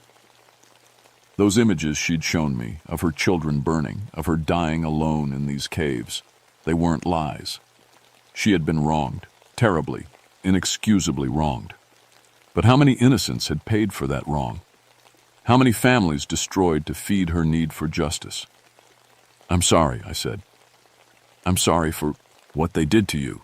But this isn't justice. This is just more death." I brought the rock down on the final binding stone. The stone exploded like a gunshot, and suddenly the chamber was filled with light. Not artificial light from my flashlight, but warm, golden light that seemed to come from everywhere and nowhere. In that light, the bone collector changed one last time. The leather skin fell away like a shed snakeskin. The 2 long bones shortened and straightened.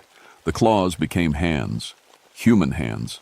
And when the transformation was complete, standing before me was a woman, maybe 30 years old, wearing a simple dress that belonged to another century. She was beautiful. Not the terrible beauty of something inhuman, but the simple, honest beauty of a mother who had loved her children more than her own life. "Thank you," she said, and her voice was soft and sad and grateful all at once. "I had forgotten who I was." Around us, the remaining skeletons were changing too. The bones were settling into neat piles, no longer animated by rage and ancient magic. But more than that, I could see them. The spirits of the people who had died in these caves. They were standing behind their earthly remains, looking peaceful for the first time in years or decades or centuries. My grandfather was among them. He walked over to me, not quite solid, but definitely there, and put a hand on my shoulder that I could actually feel. "You did good, boy," he said. "I'm proud of you." "Grandpa, But he was already fading, along with all the others. The golden light was fading too, leaving me alone in a cave full of bones and a woman who had been dead for 300 years. She was fading as well, becoming transparent around the edges. "Will they be all right?" I asked. "The people who died here?" She smiled, and in that smile I could see the mother she had been, before grief and rage had twisted her into something else. "They are free now, as am I." She looked around the chamber one last time. "Bury them properly, they deserve that much." And then she was gone, and I was alone with several hundred skeletons and a very long walk back to civilization. It took me 6 hours to find my way out of the caves. 6 hours of following my scratched arrows and hoping I wouldn't get lost in passages that seemed to shift and change when I wasn't looking directly at them. But finally, I saw natural light ahead and stumbled out into a world transformed by snow. The storm had passed. Everything was white and clean and peaceful, like the mountain itself had been washed clean of old sins. My radio crackled to life the moment I stepped outside. "Dave! Dave, are you there? We've been trying to reach you all night." "I'm here," I said. "I'm okay. But I need you to send up a full forensics team and about a dozen body bags, maybe more." "Body bags? Dave, what the hell happened up there?" I looked back at the cave entrance, already half buried by snow. In a few hours, you'd never know it was there. But I'd know. I'd always know. "Justice," I said. Finally. The official report listed it as a historical burial site, probably dating back to the Civil War. The bones were given proper burial in the town cemetery, with headstones for the ones we could identify and a memorial for the rest. The families who had lost loved ones over the years finally had closure, even if they never learned the whole truth. I never told anyone about the bone collector. Who would believe it? But sometimes on quiet nights when the wind is blowing just right through the trees, I think about her. A woman who loved her children so much that she let grief and rage consume her for 3 centuries. A woman who finally found peace when someone acknowledged that yes, she had been wronged, but that didn't make her crusade right. I retired the following spring. 18 years as a ranger was enough. These days I work part-time as a consultant for missing persons cases, and I've gotten pretty good at sensing when a disappearance might involve something more than human criminals. Because here's the thing I learned in those caves. Sometimes the monsters we create through our cruelty and indifference are worse than anything that was born that way. And sometimes the only way to stop them is to see them as they truly are. Not monsters, but people who've been hurt so badly they forgot how to be human. The mountains are quiet now. Hikers come and go without incident, and the missing persons rate has dropped to normal levels. Raven's Peak has become just another scenic destination with no hint of the horrors that once lived in its depths. But I still patrol these mountains sometimes, just to be sure. Because evil has a way of taking root in places where great wrongs have been done, and it's important to keep watch. My grandfather would have understood that. After all, he spent 40 years in those caves, waiting for someone to finish what he'd started. Some jobs run in the family, and some monsters are just people who've been waiting for someone to see them clearly enough to set them free.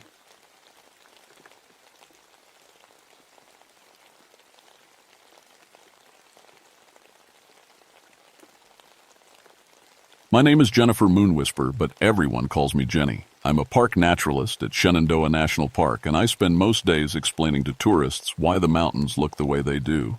I have a PhD in geology, which sounds fancy, but really it just means I love rocks more than most people love their pets. The summer of 1979 was hotter than usual. The air hung thick and heavy, making everything feel slow and sticky. I was working on an article for National Geographic about acoustic geology, how sound travels through different rock formations. It was the kind of project that could make my career if I got it right. That's when the reports started coming in about Hemlock Hollow. The hollow sits about 3 miles up the Appalachian Trail, tucked away like nature's secret amphitheater. Massive granite stones form a perfect circle, each one taller than a grown man. Cherokee people used to come here for ceremonies, according to the old park records. Now it's mostly hikers who stumble across it by accident. But in June, something changed. A family from Ohio came down from the trail looking shaken. The father, a big man with sunburned arms, kept shaking his head as he talked to me at the visitor center. "Those rocks were singing," he said. "I know how that sounds, but I swear they were making music. Like a church choir, but older." His wife nodded quickly. "It was beautiful but scary at the same time. Made our skin crawl." Their teenage daughter hadn't said a word since they got back. She just stared at her hands, humming something under her breath that sounded like no tune I'd ever heard. I get weird reports all the time. People see Bigfoot in the rhododendron bushes or claim they've found Cherokee gold. Usually I just smile and suggest they drink more water when they're hiking. But something about this family felt different. They weren't the type to make thin. G.S. up. 2 days later, another group came down with the same story, then another. Always the same details. Rocks singing at dawn, beautiful harmonies that made you want to cry, and afterward, people acting strange for hours. Some hummed tunes they couldn't remember learning. Others just went quiet, like they'd heard something they weren't supposed to. My great-grandmother was Cherokee. She died when I was 12, but I still remembered the stories she used to tell about places where the earth itself had memory. She'd touch my hand and say, "Jenny girl, some spots hold on to voices longer than they should." I'd always thought she was just trying to scare me into being good. By the 3rd week of June, I couldn't ignore it anymore.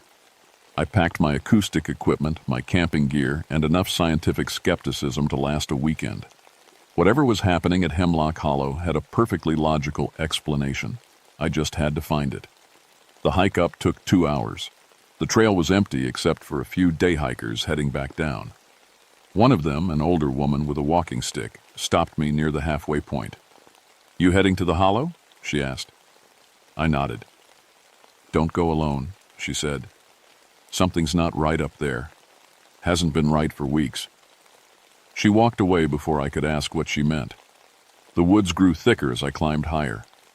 Oak and maple gave way to dense hemlock groves that blocked out most of the sun. The air got cooler, which should have felt good after the heat down in the valley. Instead, it felt heavy, like breathing through wet cloth. When I finally reached Hemlock Hollow, the first thing I noticed was the silence. Not normal forest quiet, the kind of silence that means everything is hiding. No birds, no insects. Even the wind seemed afraid to make noise. The stone circle looked exactly like it did in all the park photos, but seeing it in person was different. These weren't just rocks, they were monuments, each one placed with purpose and care.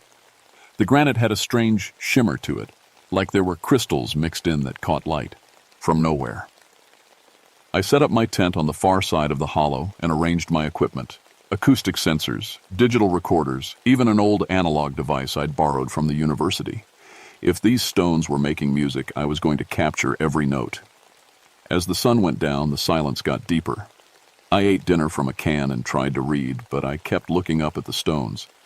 They seemed bigger in the twilight, like they were leaning in to listen to something I couldn't hear. I went to sleep that night thinking about my great-grandmother's stories and wondering why I'd never paid more attention. I woke up before dawn to the most beautiful sound I'd ever heard. It started soft, like wind through trees, but wind doesn't have harmony. This was singing, human voices blending together in ways that made my chest tight with emotion I couldn't name. The melody seemed familiar, like something I'd heard in dreams. I grabbed my equipment and stumbled out of the tent. The stone circle was glowing, not bright like electric lights, more like moonlight, but the moon had set hours ago. Each massive granite stone had a soft silver shimmer that pulsed in time with the singing. My hands shook as I turned on the recorders. The digital display showed sound levels way higher than anything the human ear should be able to handle, but the singing didn't hurt. It felt like coming home to a place I'd never been. The voices weren't English. They weren't any language I recognized, but somehow I understood the feeling behind the words. Sadness, longing, and something else, a warning. Through my headphones, the music sounded different, layered, like dozens of voices singing the same song across centuries, all at once. I could hear individual parts weaving together, Deep bass notes that seemed to come from inside the stones themselves, high, clear voices that sounded like children, and in between, adult voices carrying melodies that made my Cherokee blood remember things my mind had forgotten. As the sky grew lighter, the singing grew stronger. The stones pulsed brighter. And I saw them. Shadows that weren't quite shadows moving between the stones. At first I thought it was just my eyes adjusting to the weird light. But the shadows had shape. They were people, or had been people once. Tall figures in buckskin and feathers, their faces painted for ceremony. They moved in slow circles around the stones, their feet making no sound on the forest floor. Some carried objects I couldn't quite see clearly. Others held their hands up to the sky like they were catching something falling from the stars. I tried to stay calm. This was just a hallucination brought on by acoustic vibrations. Infrasound could make people see things that weren't there. That was science. That made sense. But then one of the figures looked directly at me. Her face was painted with white clay and red ochre in patterns that seemed to shift when I wasn't looking straight at them. Her eyes were dark and deep, like pools of water that went down forever. When she smiled, I heard my great-grandmother's voice saying my name. Jenny girl. I dropped my headphones. The cord yanked the recorder off its tripod, and it hit the ground with a crash that broke the spell. The singing stopped mid-note. The lights faded. The shadows disappeared like smoke. I stood alone in Hemlock Hollow with the sun coming up and my equipment scattered around my feet. The digital recorder was still running. I played back what it had captured, expecting to hear nothing but wind and my own breathing. Instead, I heard the voices. All of them. Crystal clear and impossible. But there was something else on the recording, something I hadn't noticed while the singing was happening. Underneath the beautiful harmony was another sound. Lower, angrier, like something trying to claw its way out of the earth itself. I packed up my gear with hands that wouldn't stop shaking and hiked back to the park headquarters as fast as I could. The whole way down, I felt like something was following me just out of sight, matching my pace, waiting for me to turn around. Back at the visitor center, I found Tom Bradley, the head ranger, dealing with a small crowd of hikers. They're all saying the same thing, he told me when I pulled him aside. Heard singing up at the hollow around dawn. Now they want to go back up there with their families to hear it again. Don't let them, I said. He looked at me funny. Jenny, you okay? You look like you've seen a ghost. The word ghost made my skin crawl. Just keep people away from the hollow for a few days, until I can figure out what's causing the acoustic phenomenon. That night, I couldn't sleep. Every time I closed my eyes, I saw that painted face looking at me with recognition, like she'd been waiting for me specifically. I kept hearing my great-grandmother's voice mixed in with the stone singers, calling my name with love and disappointment. I had avoided thinking about my Cherokee heritage for years. It was easier to be just a scientist, just Dr. Jennifer Moonwhisper with the fancy degree and the rational explanations. Being Cherokee Irish meant dealing with questions I didn't want to answer and stories I didn't want to believe. But the stones were singing, and something in their song knew exactly who I was. I went back to the hollow 3 more times over the next week. Each time, the singing got stronger, and the visions got clearer. By my second visit, I could make out individual faces among the shadow people, warriors with scars from old battles, women with babies tied to their backs, elders with eyes that held the wisdom of mountains. They moved through their ceremonies like they had been doing it forever and would keep doing it long after the world ended. But I wasn't the only one being drawn back to the stones. On Wednesday morning, I found fresh footprints around the hollow, boot prints from at least 6 different people, all leading to the center of the stone circle. In the middle, someone had built a small fire. The ashes were still warm. Scattered around the fire pit were personal items: a wedding ring, a child's toy dinosaur, a photograph of a young soldier, a pair of reading glasses, things people had left as offerings. That afternoon, Tom radioed me with more bad news. Jenny, I've got 12 people asking for permits to camp at the hollow. They all heard the singing and want to experience it again. Some of them are talking about spiritual awakening and ancestral calling. What am I supposed to tell them? Tell them it's closed for geological survey, I said. For how long? I didn't have an answer for that. The third time I went back, I brought more equipment and a lot more courage. I also brought tobacco, the way my great-grandmother had taught me to approach sacred places. I left it at the base of the largest stone and whispered a prayer I half remembered from childhood. The shadow people seemed calmer that night.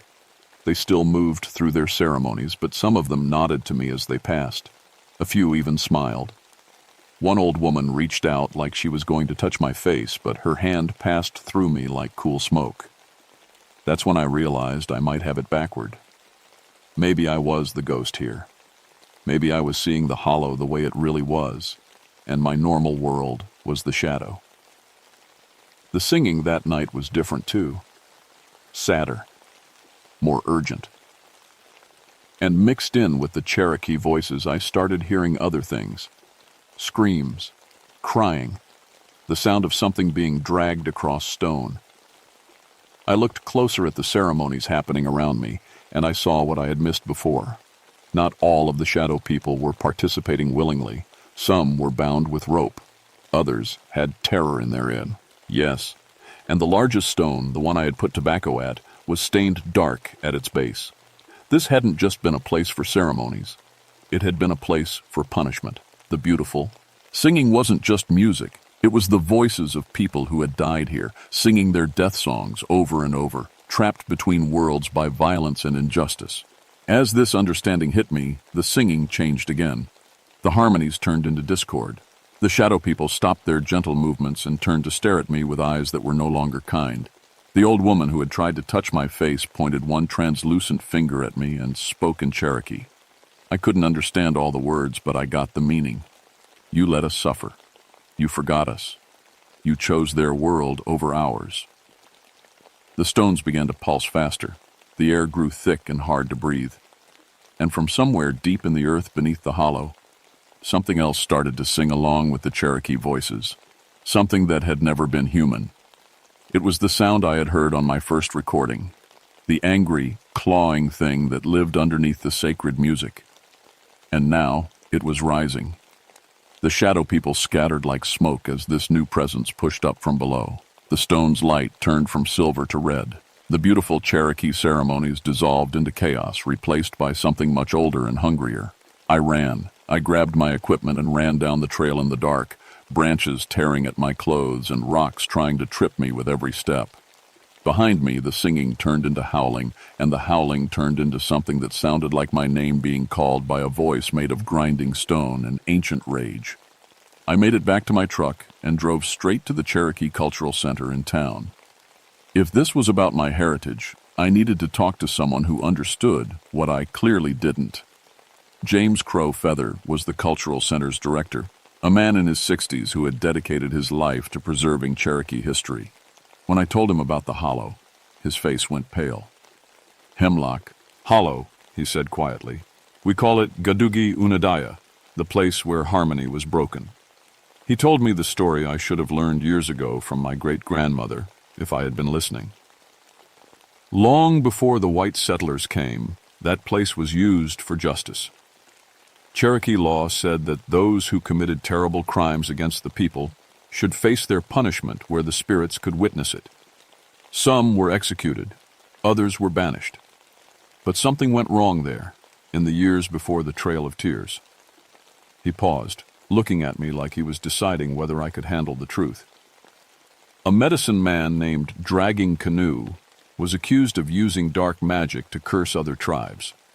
The evidence was strong, but he swore he was innocent. They executed him at the hollow anyway, and his blood soaked into the largest stone. What happened then? His spirit never left, and his anger called up something else, something that had been sleeping deep in the mountains since the world was young. The Cherokee people abandoned the hollow after that. We sealed it with songs and prayers and stayed away. James looked at me with eyes that were sad and afraid. But the seals are breaking, aren't they? The spirits are singing again, and the old darkness is listening. I nodded. Then you have to go back, he said.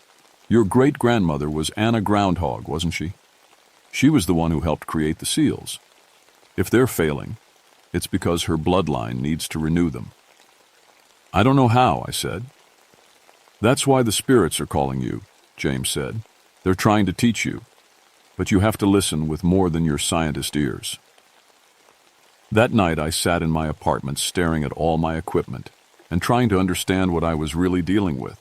The Cherokee ancestors weren't just trapped at the hollow, they were trying to hold something back. Something that, at Dragging Canoe's death, had awakened.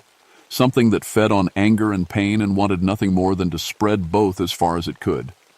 And I was the only one left who might be able to stop it.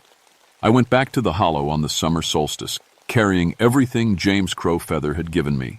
Sage for purification, tobacco for offerings, a small pouch of cornmeal, and most importantly, the words to songs I had never learned, but somehow knew. The singing started before I even reached the stone circle. This time, it was different, desperate, urgent, like people calling for help.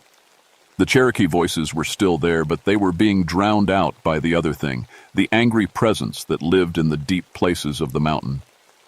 As I entered the hollow, I could see the battle happening in the spirit world. The Cherokee dead were arranged in a defensive circle around the stones, their ghostly forms flickering like candle flames in a hurricane. They were singing the old protection songs, but their voices were getting weaker with each passing moment. And rising up from cracks in the earth came tentacles of pure darkness, not shadow, but actual darkness that hurt to look at. They wrapped around the ankles of the Cherokee spirits and pulled them down, trying to drag them into whatever pit Dragging Canoe's rage had opened. At the center of it all stood the largest stone, and carved into its surface were symbols I hadn't noticed before. Cherokee writing mixed with something much older, spiraling around and around until they formed a pattern that made my eyes water. Blood was seeping from the base of the stone, fresh blood, even though no one had died here in over a century.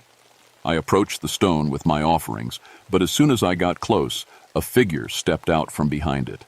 A Cherokee man with a painted face and eyes like holes in the world. Dragging Canoe himself, still angry, still claiming innocence, still calling up darkness to prove his point. He spoke to me in Cherokee, but this time I understood every word. You are Anna Groundhog's blood, and you abandoned us. You chose the white world over your people. You let the seals weaken while you played with rocks and forgot the songs. I didn't know, I said. You didn't want to know. But now the darkness rises, and it will spread beyond this mountain. It will poison every sacred place, turn every ancestor against their children, until there is nothing left but rage and pain. As he spoke, I could feel his power pressing against my mind. He was trying to turn me angry, trying to make me blame everyone who had failed to teach me, everyone who had let Cherokee culture fade, everyone who had ever made me feel ashamed of my heritage. And for a moment, it worked.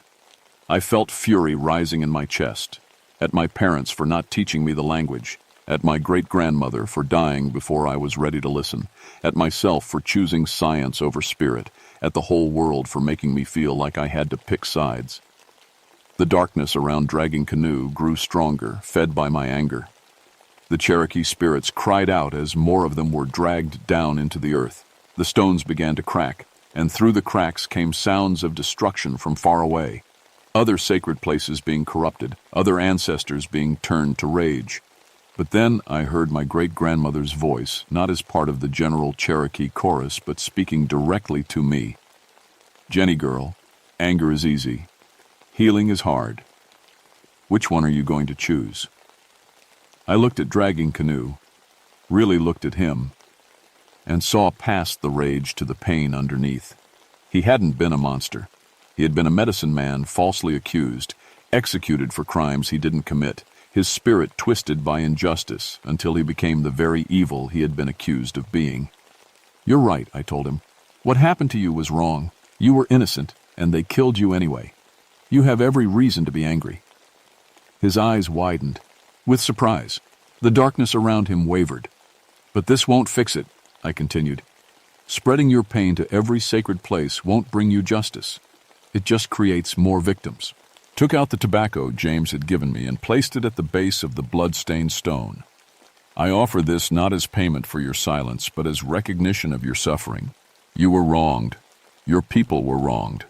I acknowledge this truth. Then I took out the sage and lit it, letting the smoke carry my words to the Cherokee spirits still fighting around the circle. Ancestors, I am Anna Groundhog's granddaughter. I am sorry I forgot you. I am sorry I turned away from your teachings. I am ready to learn now, if you will teach me. The Cherokee dead stopped their desperate singing and turned to look at me. I saw recognition in their faces, and relief, and something that might have been forgiveness. Teach me the sealing songs, I said. Show me how to heal this place. And they did. The words came to me in Cherokee, flowing from their lips to mine like water finding its course. I sang protection over the hollow, binding the darkness back into the deep places where it belonged. I sang healing over Dragging Canoe's spirit, offering him the peace that execution had stolen from him. He fought it at first, clinging to his rage like armor. But as I kept singing, kept acknowledging his pain while refusing to feed his anger, he began to let go. The darkness released its hold on him, and for the first time in 2 centuries he looked like the medicine man he had been. Tired, hurt, but not evil. Thank you, he whispered, and faded into light. With their tormentor gone, the other Cherokee spirits could complete their work. They sang the old songs with me, teaching me the words and melodies that had protected sacred places for thousands of years. Together, we rewove the spiritual barriers around Hemlock Hollow, sealing it from corruption while still allowing it to serve as a bridge between the worlds. As the sun rose, the last of the Cherokee voices faded away. But they left behind a feeling of completion, of harmony restored. The stones stopped glowing, but they hummed now with a different energy, not the desperate call of trapped spirits, but the gentle song of ancestors at rest. I was alone in the hollow with my equipment and my offerings, and for the first time since this all began, the silence felt peaceful instead of ominous. It's been 3 months since the solstice, and Hemlock Hollow is quiet now. Not the terrible silence of things hiding, but the good quiet of a place at peace with itself. I've been back dozens of times, always bringing tobacco, always listening for signs that the seals might be weakening again. But the stones sing softly now, keeping their harmony without calling for help. Sometimes hikers still report hearing music at dawn, but they describe it as beautiful and comforting, like a lullaby the mountain sings to itself. My life has changed in ways I'm still figuring out. I kept my job with the Park Service, but my research focus has shifted. Instead of just studying acoustic geology, I'm documenting the intersection between natural phenomena and indigenous spiritual practices. The National Geographic article became something very different from what I originally planned. A piece about how ancient wisdom and modern science can work together to understand places that are more than just rock and soil. James Crow. Feather has become my teacher in ways my great-grandmother never got the chance to be. He's helping me learn Cherokee language and customs, not as a replacement for my scientific knowledge, but as a complement to it. I'm discovering that being Cherokee and being a geologist aren't conflicting identities. They're 2 ways of understanding the same truth about how deeply connected everything really is.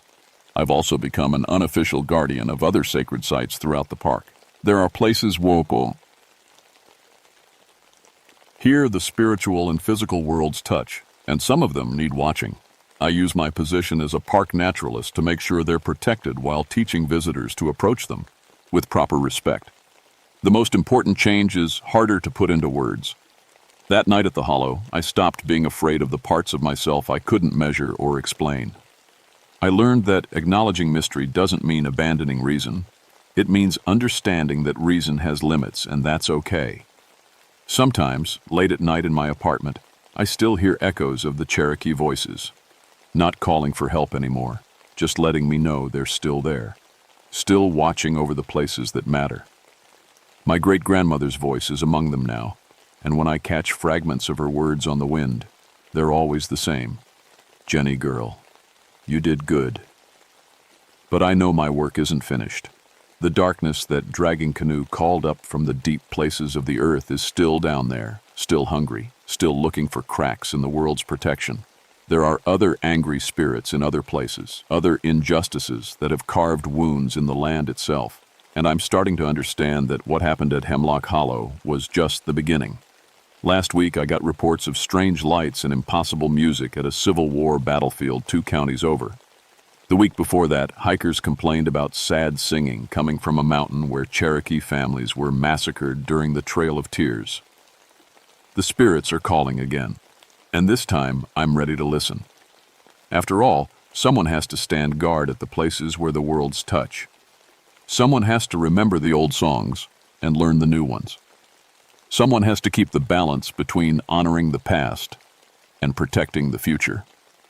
My name is Jennifer Moonwhisper, and I am my great-grandmother's granddaughter. I am Cherokee and Irish, scientist and spirit keeper, keeper of both rational truth and ancestral wisdom. And when the stones sing, I sing back.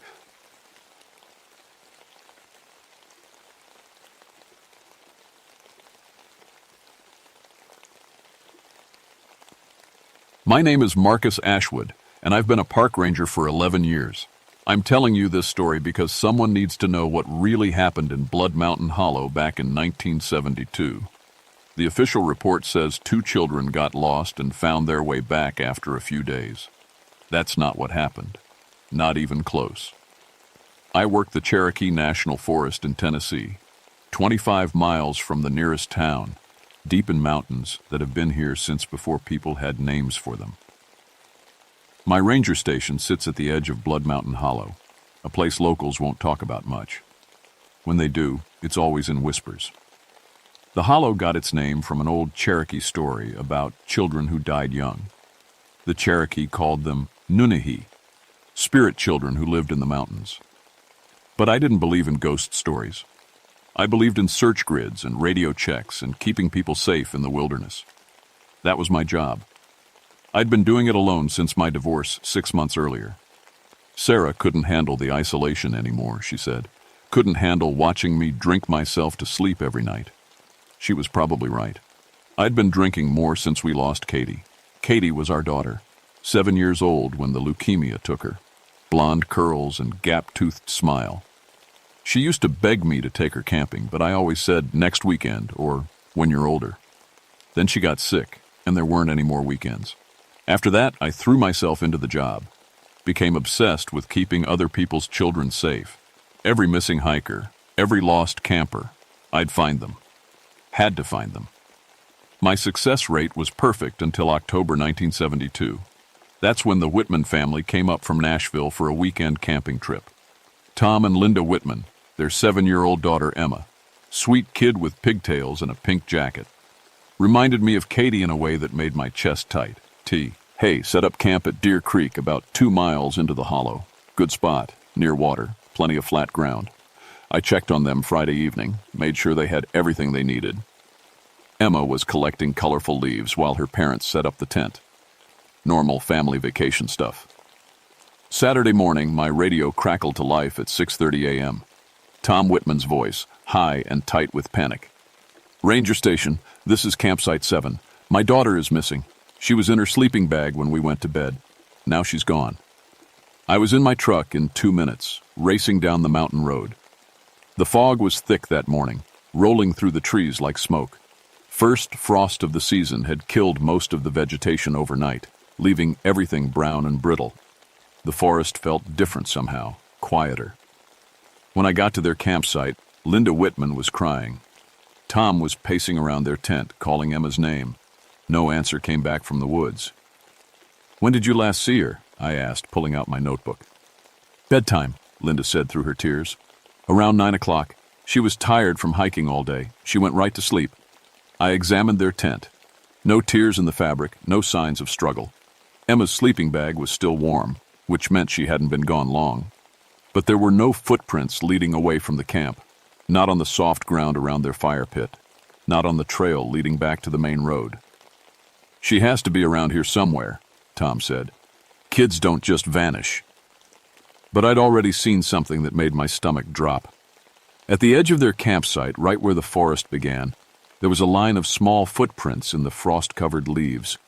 Bare feet, child-sized.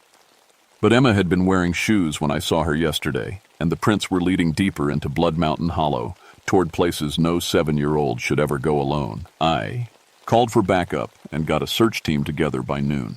6 volunteers from town plus me. We brought tracking dogs and radios and enough gear to search until dark if we had to. The dogs were my first clue something was wrong. Max, a German shepherd who'd helped me find dozens of lost hikers, wouldn't follow Emma's trail. He'd sniff around the campsite just fine, but the moment I led him toward those bare footprints, he'd whine and back away. "What's wrong with him?" asked Pete Morrison, one of the volunteers.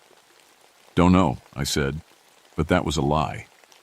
Max was scared. I'd never seen him scared of anything before. We split into 3 teams and started a grid search. The plan was simple: cover every square mile of the hollow, call out Emma's name, follow any trail we found. Standard procedure for a missing child. But nothing about that search was standard. First thing I noticed was the silence. These mountains are usually full of sound: birds calling, squirrels chattering, wind through the leaves. That day, nothing. Complete silence, except for our voices calling Emma's name. The second thing was the cold. October in Tennessee is usually warm during the day, cool at night. But that afternoon felt like January. Every breath came out as white vapor, and frost stayed on the trees even though the sun was shining. I followed those bare footprints deeper into the hollow. They led along Deer Creek for about half a mile, then turned uphill toward the old Cherokee burial ground. The prints were clear in the muddy creek bank, small feet, maybe size 2 or 3. But they were mixed with other prints, lots of other prints, all bare feet, all child-sized. "Marcus." The voice came from my radio, crackling with static. It was Jim Hensley, leading Team 2. "You need to get over here. Found something weird." I met Jim about a quarter mile upstream. He was standing next to a big oak tree, staring up at the trunk. "Look at this," he said. Carved into the bark, about 4 feet off the ground, were dozens of small handprints. Not carved, actually. Pressed. Like children, had dipped their hands in clay and pressed them against the tree. But the impressions were deep, pushed right into the wood itself. "How long you think these have been here?" Jim asked. I touched one of the handprints. It was ice cold, and for just a second I could swear I felt fingers pressing back from inside the tree. "Long time," I said, pulling my hand away. But that was another lie. The wood around those handprints was fresh, still bleeding sap. They'd been made recently, maybe even this morning. Team 3 found something else an hour later. Sarah Chen, a local teacher who helped with searches, called us over to a clearing about 50 yards from the burial ground. "Children have been playing here," she said. The clearing was full of toys, old toys, wooden dolls with painted faces, carved animals, cornhusk figures. They were arranged in a perfect circle, like kids had been playing Ring Around the Rosie and just walked away. "These are old," Sarah said, picking up one of the dolls. "Really old. Cherokee, maybe, but look." In the center of the circle was Emma's pink jacket, folded neatly, like someone had taken it off and set it down carefully. "Emma!" I called out. "Emma, can you hear me?" My voice echoed off the mountains, but no answer came back. Just that terrible silence. Then I heard something else. Faint, almost too quiet to notice. Children laughing. "You hear that?" I asked Sarah. She tilted her head, listening. "Hear what?"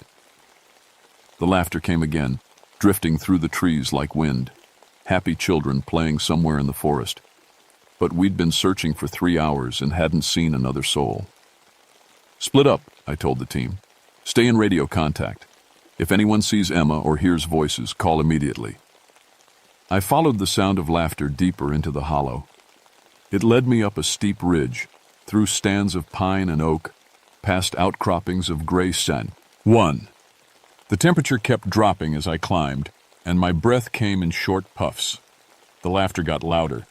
Definitely children, maybe 4 or 5 of them, playing some kind of game. But every time I thought I was getting close, the sound would move, always just ahead of me, always just out of sight. I reached the top of the ridge as the sun was setting. The hollow spread out below me, filled with shadow and mist. And there, in a meadow about 200 yards away, I saw them. Children, maybe 6 or 7 of them, running in a circle, holding hands. They were pale, wearing old-fashioned clothes, long dresses for the girls, knee-length pants for the boys. And they were all barefoot. "Hey," I called out. "Hey, kids!" They stopped running and looked up at me. Even from that distance, I could see their faces clearly. Too clearly, like I was looking through binoculars. They were beautiful children, with perfect skin and bright eyes. But something was wrong with them. Something I couldn't quite name. Then I saw Emma. She was standing in the center of the circle, still in her camping clothes. The other children were holding out their hands to her, inviting her to join their game. "Emma," I shouted, starting down the ridge. "Emma, stay right there." But when I looked up again, the meadow was empty. No children, no Emma. Just tall grass swaying in the wind. My radio crackled. "Marcus, where are you? It's getting dark. We need to head back."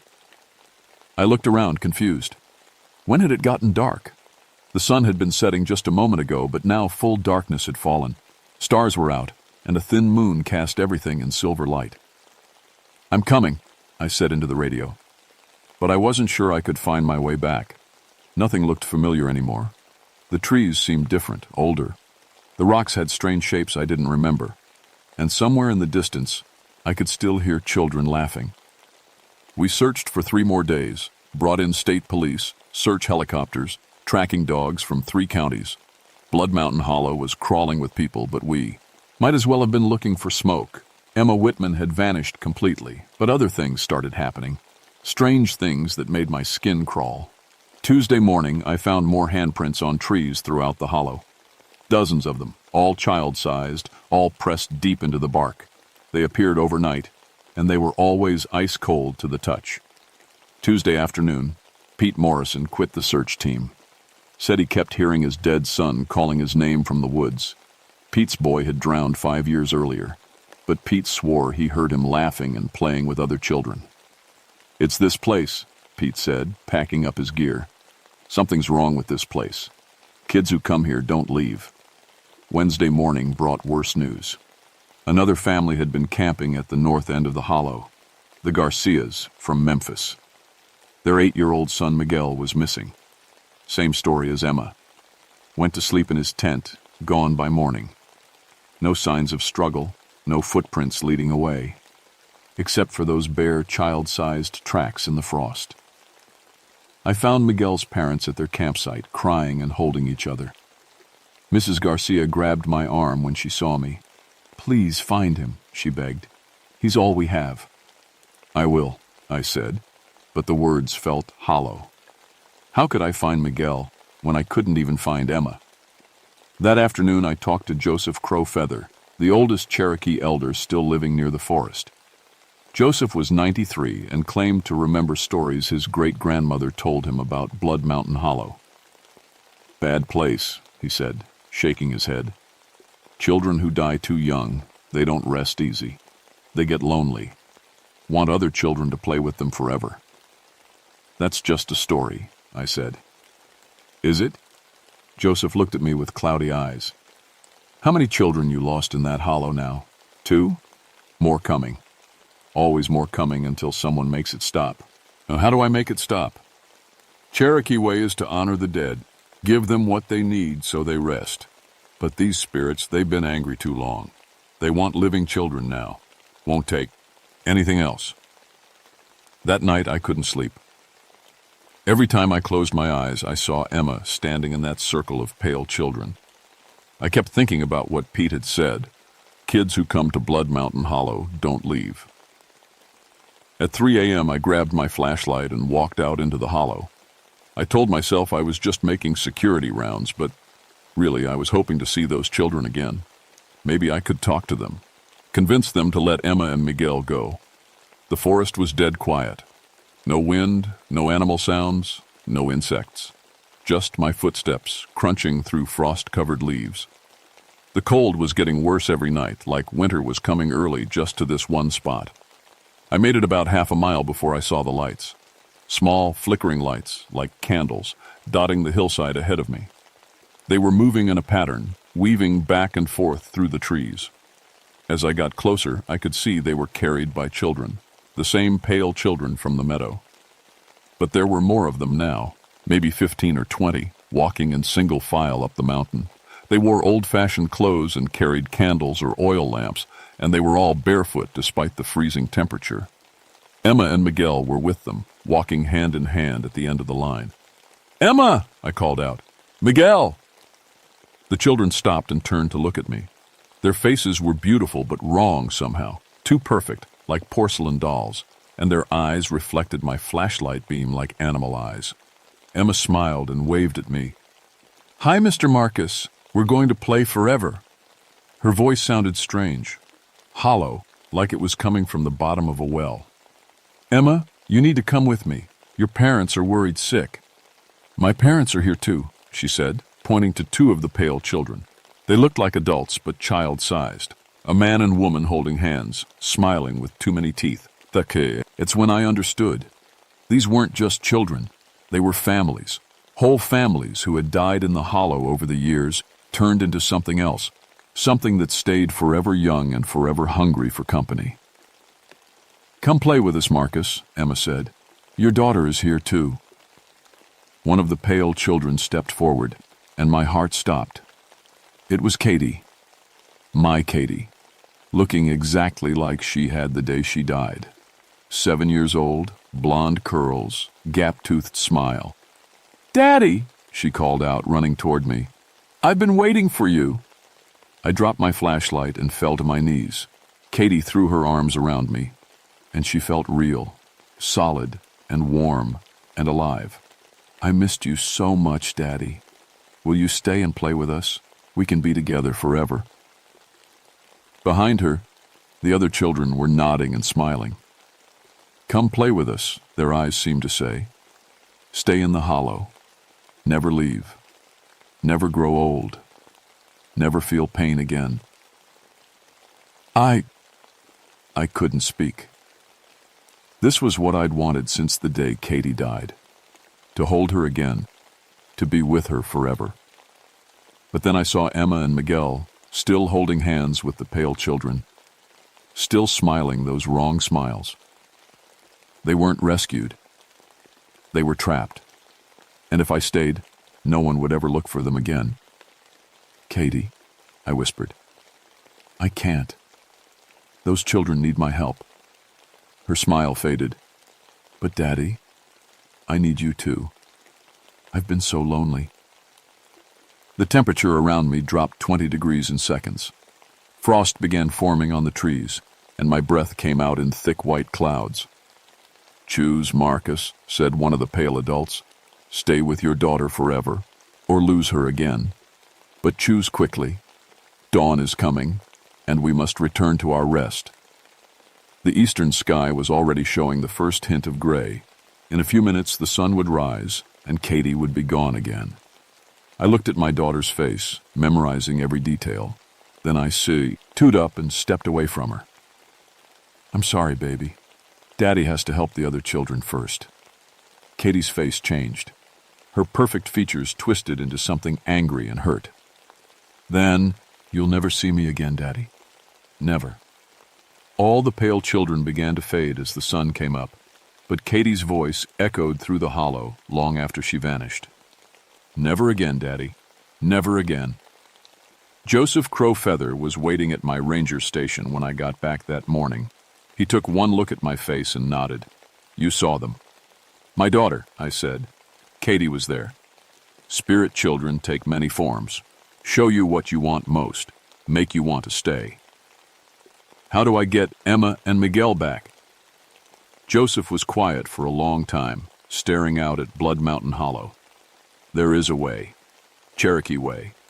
But it costs much." He explained the ritual. On the next new moon, 3 days away, I would have to go to the center of the burial ground at midnight. Bring offerings for the dead, tobacco, corn, and something precious. Speak the old words that would honor the spirits and ask them to release the living children. But spirits are angry, Joseph warned. Been angry long time. They might not listen. Might take you instead. What's the precious offering? Joseph looked at me sadly. Something you love more than your own life. Something that connects you to the dead child who leads them. My heart sank. Katie was the spirit leading the others, and the most precious thing I had was my memory of her. If I gave that up, I would forget my daughter completely, forever. But Emma and Miguel were still alive. They had parents who loved them, futures waiting for them. I couldn't let them stay trapped in the hollow just because I couldn't bear to forget Katie. The next 3 days passed like a nightmare. More search teams came and went. The FBI sent agents. News crews showed up from Nashville and Memphis. Blood Mountain Hollow was chaos, but no one found anything. Except more handprints on trees, more toys arranged in circles, more reports of children's voices in the woods, and Eve, re-night. The temperature dropped further. Ice was forming on the creek in October. Frost covered everything by dawn. The hollow was turning into a winter landscape in the middle of fall. On the night of the new moon, I went to Joseph Crowfeather's cabin. He was waiting with the ritual items, tobacco, corn, sage for burning, and he had something else, a small leather pouch. Memory medicine, he said. Cherokee way to forget what brings too much pain. You drink this, speak the words, make the offering. Your memories of your daughter will pass to the spirit world. She will have them to keep her happy, but you will not. I took the pouch, feeling its weight. Will it work? Maybe. Spirits might accept the trade, or they might take everything. Your memories, your life, the living children. Cherokee stories don't always have happy endings. At midnight, I walked into Blood Mountain Hollow for the last time. The burial ground was at the highest point, marked by ancient stones covered in Cherokee symbols. Moonless night made everything black shadows and silver starlight. I built a fire in the center of the stone circle and arranged the offerings around it. Tobacco, corn, sage. Then I opened the leather pouch and drank the bitter liquid inside. Spirits of Blood Mountain Hollow, I called out in English, then repeated the words in Cherokee as Joseph had taught me. I come to honor the dead and ask for mercy on the living. The temperature plummeted. Ice began forming on the stones around me, and then they appeared, all of them. Dozens of pale children and adults standing in circles around my fire. Emma and Miguel were in the front row, still holding hands with the spirit children, and behind them, all stood Katie. You came back, Daddy, she said. I came to make a trade. We know. Katie stepped forward.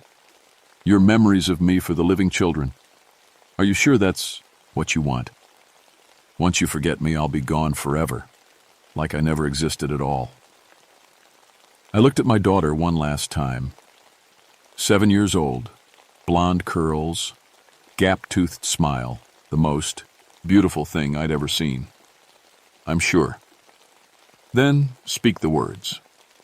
I threw the sage on the fire and spoke the Cherokee prayer Joseph had taught me. Words asking the spirits to accept my offering and release their prisoners. Words of respect for the dead and love for the living. As I spoke, my memories began to fade. Katie's first steps, her first word, the day she was born, Christmas mornings, bedtime stories, the smell of her hair after her bath. Everything that made her real to me was slipping away like water through my fingers. The pale children began to glow brighter.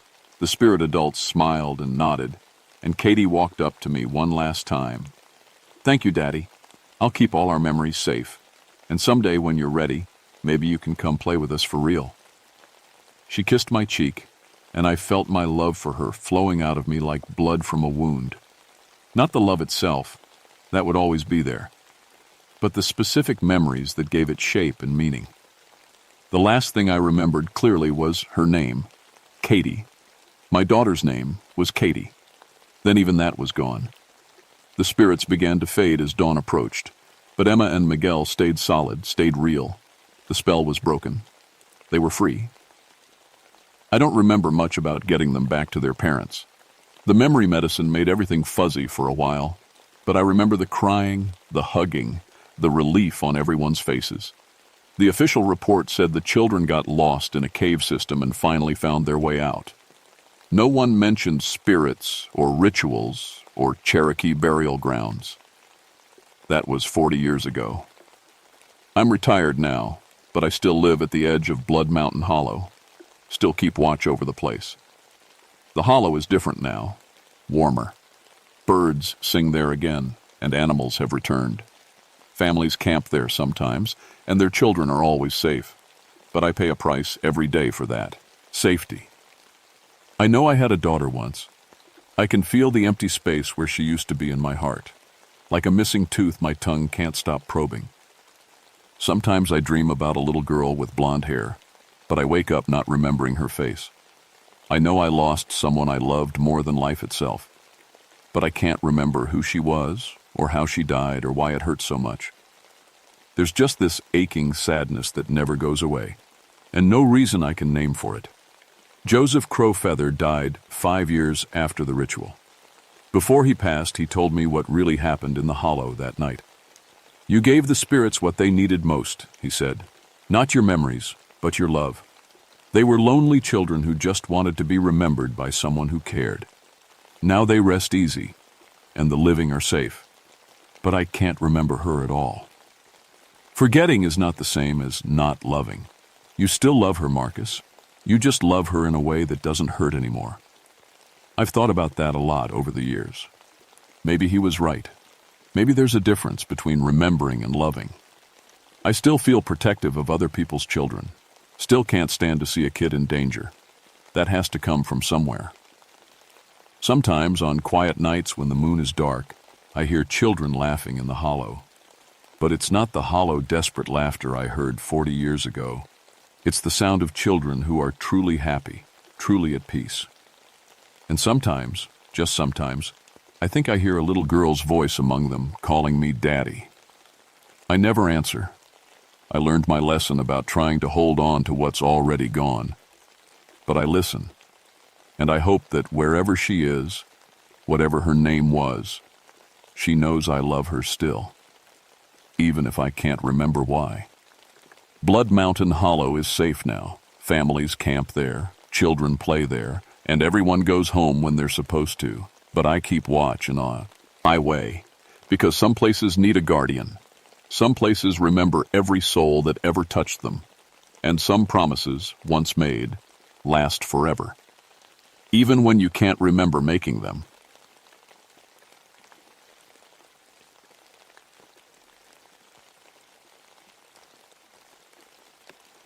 My name is Tom Ironwood, and I've been a park ranger for 10 years now.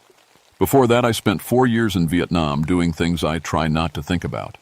These days, I patrol the Jefferson National Forest in Virginia, and most of the time it's quiet work. Just me, the trees, and the occasional lost hiker. I like the quiet. After the war, loud noises make me jumpy.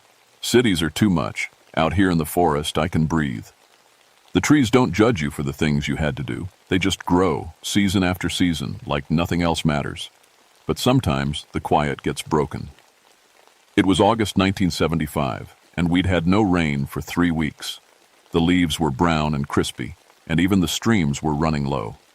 I was checking water levels near Black Rock Ridge when the call came over my radio. Tom, you there? It was Sheriff Hawkins from the county. Yeah, I'm here.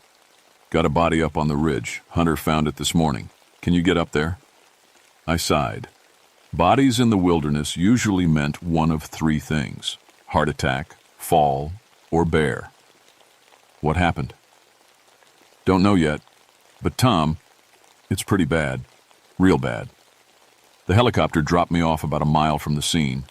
As I hiked up the rocky trail, I noticed something strange.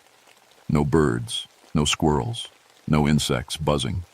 The forest was dead quiet, like everything with sense had packed up and left.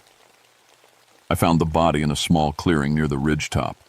The hunter was a middle-aged guy, maybe 50. His rifle was still in his hands, unfired. But what was left of him? I'd seen bad things in the war. Guys torn up by shrapnel, burned by napalm. But this was different. This looked like something had grabbed him and just played with him. The claw marks were huge, bigger than any bear I'd ever seen.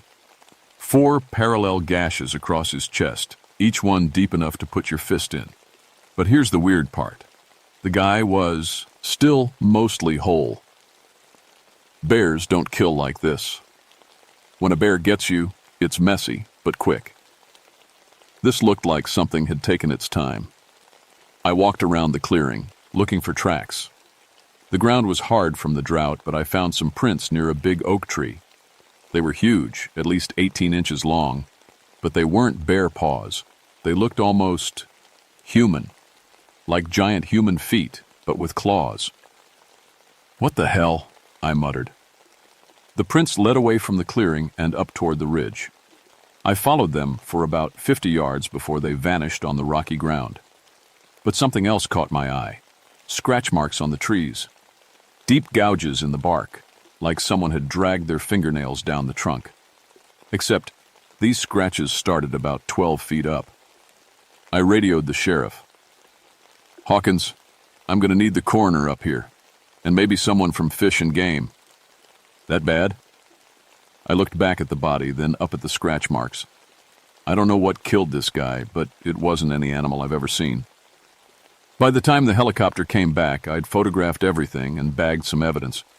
But as we flew away, I kept looking back at Black Rock Ridge. The mountain looked normal from the air, just trees and rocks and shadows. But I couldn't shake the feeling that something up there was looking back at me. That night, I called my old Army buddy Jake, who worked for Fish and Game. I described what I'd found. "Sounds like a bear to me," he said. "Jake, I've seen bear kills. This wasn't a bear." "Then what was it?" I didn't have an answer for that. 3 days later, I was back on Black Rock Ridge with Dr. Sarah Chen, a wildlife expert from the university. She'd driven up from Charlottesville to look at my evidence. "The claw marks are definitely from a large predator," she said, studying my photographs. "But you're right. The spacing is all wrong. For a black bear. Too wide. Too deep." We hiked to the kill site. The body was gone, but the bloodstains were still there. Dr. Chen knelt down and studied the scratch marks on the nearby trees.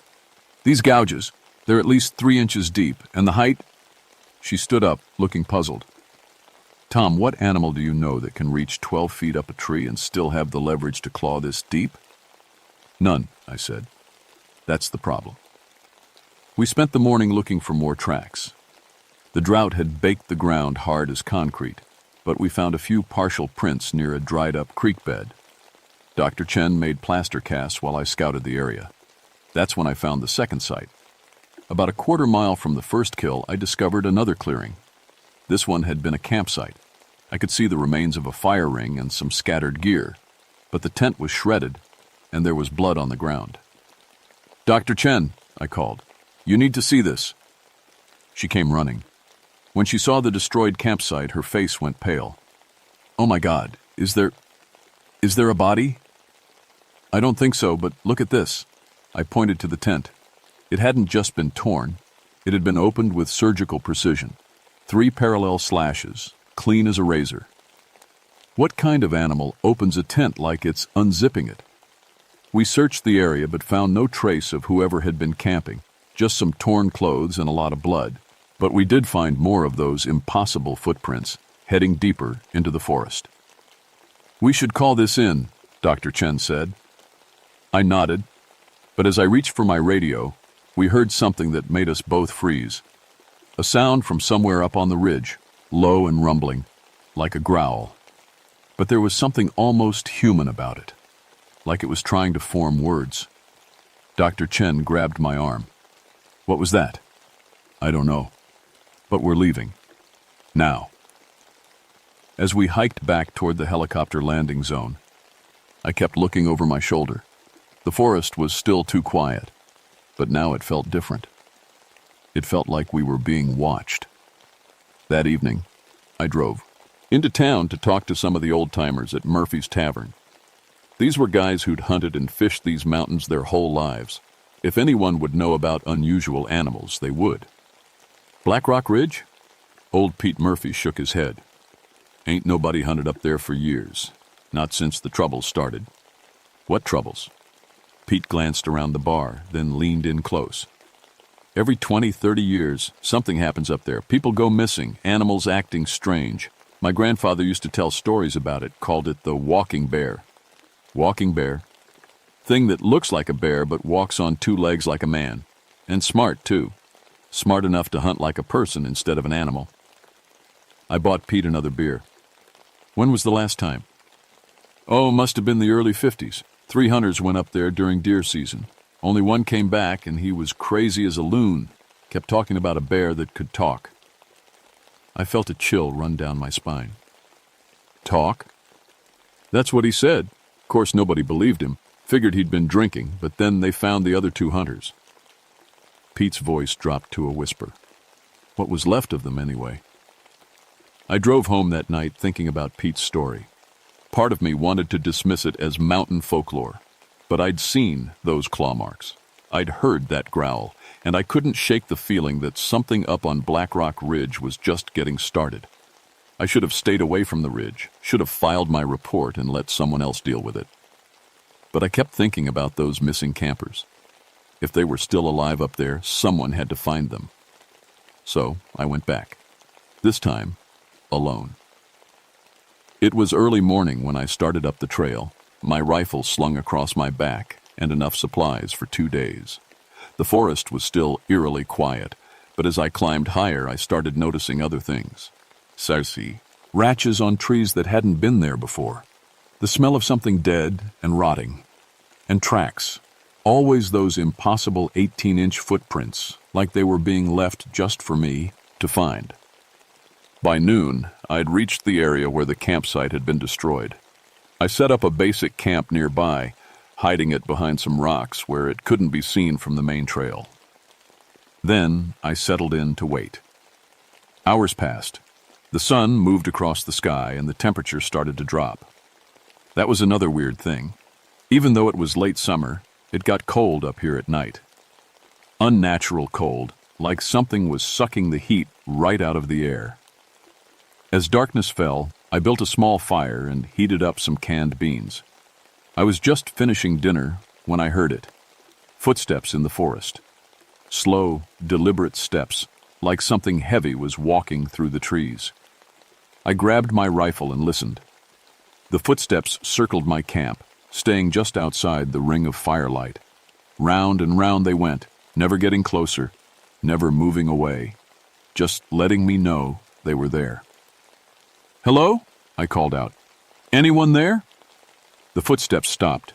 Then, from somewhere in the darkness, came a sound that made my blood freeze.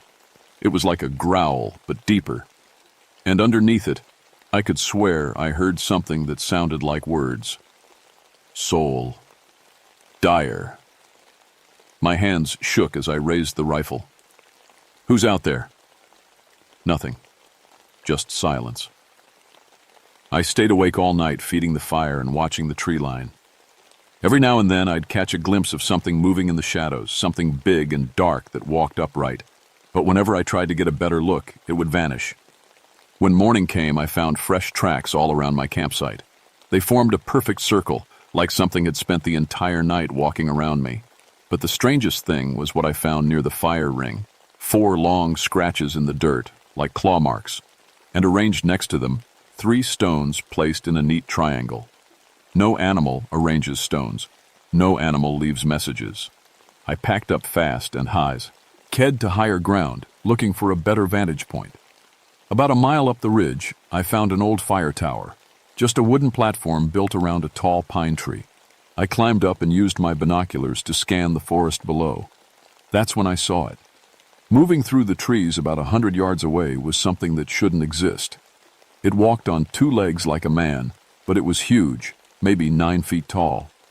Its body was covered in dark fur, and its arms were longer than any human's. But the worst part was its face. Even from a distance, I could see it wasn't quite animal and not quite human either. And it was looking right at me. We stared at each other across the forest. Then the thing raised one massive arm, almost like it was waving, and melted back into the trees. I climbed down from the tower with my heart hammering in my chest. Whatever was up here, it was intelligent. It had been watching me, studying me, and now it wanted me to know it was there. That night, I made camp in a small cave I found near the ridge top. I figured solid rock at my back would be safer than sleeping in the open, but as I sat in the cave entrance, keeping watch, I heard something that made me realize how wrong I was. Scratching. Coming from deep inside the cave, like something with very long claws was slowly working its way toward me through the rock. I grabbed my gear and ran. I spent the next day hiking down toward the main trail, ready to call for backup. This was beyond anything one person could handle. But as I reached the lower slopes, I found something that changed everything. A body, fresh, still warm. It was a young woman, maybe 25, wearing hiking gear. She'd been killed the same way as the hunter, those massive claw marks across her chest. But this time I could see she'd put up a fight. There was blood under her fingernails, and her backpack was full of gear that had been torn apart by something desperate to get inside. In her jacket pocket, I found a note written in shaky handwriting. Day 3. It's following us. David thinks we can make it to the road, but I don't think it wants us to leave. It's not just hunting us, it's hurting us, driving us deeper into the mountains. I can hear it at night, outside our tent. It sounds like it's trying to talk. David, the missing camper from the destroyed tent. He was still up there somewhere. I looked at the woman's body, then up at Black Rock Ridge. This thing wasn't just killing randomly. It was playing with people like a cat with mice. And I was next. But I was also a soldier. And soldiers don't run from a fight. I hiked back up the mountain as the sun was setting. This time, I didn't try to hide. I walked right up the main trail, making noise, letting it know I was coming. When I reached the area near the ridge top, I stopped in a small clearing and shouted, "I know you're out there. I know you can understand me. Come on!" For a moment, nothing happened. Then the trees around the clearing began to rustle, even though there was no wind. Something big was moving through the forest, circling me again. But this time, it was getting closer. "You want me? Here I am." The rustling stopped. The forest went dead quiet. Then it stepped into the clearing. Up close, it was even more terrifying than I'd imagined. 9 feet tall and covered in thick, dark fur. Its arms were massive, ending in claws that looked like they could cut through steel. But its face was the worst part. It was like someone had tried to cross a bear with a human and gotten something that was neither. Intelligence burned in its yellow eyes. The same kind of intelligence I'd seen in enemy soldiers back in Vietnam. It stood there for a long moment, just looking at me. Then it opened its mouth and spoke. The voice was deep and rough, like gravel being poured over broken glass, but the words were clear. "You are soldier." My rifle was in my hands, but I couldn't seem to raise it. "What are you?" The thing tilted its head, studying me. "Was soldier, like you. Long time ago." "That's impossible." It took a step closer and I could smell it now. Wet fur and old blood and something else. Something that reminded me of the jungle in Vietnam, of death and fear and things best forgotten. "War," it said. "War makes monsters. You know this." I found my voice. "The Civil War? You're from the Civil War?" A sound that might have been laughter came from its throat. "Ran from war. Came to mountains. Met old medicine man.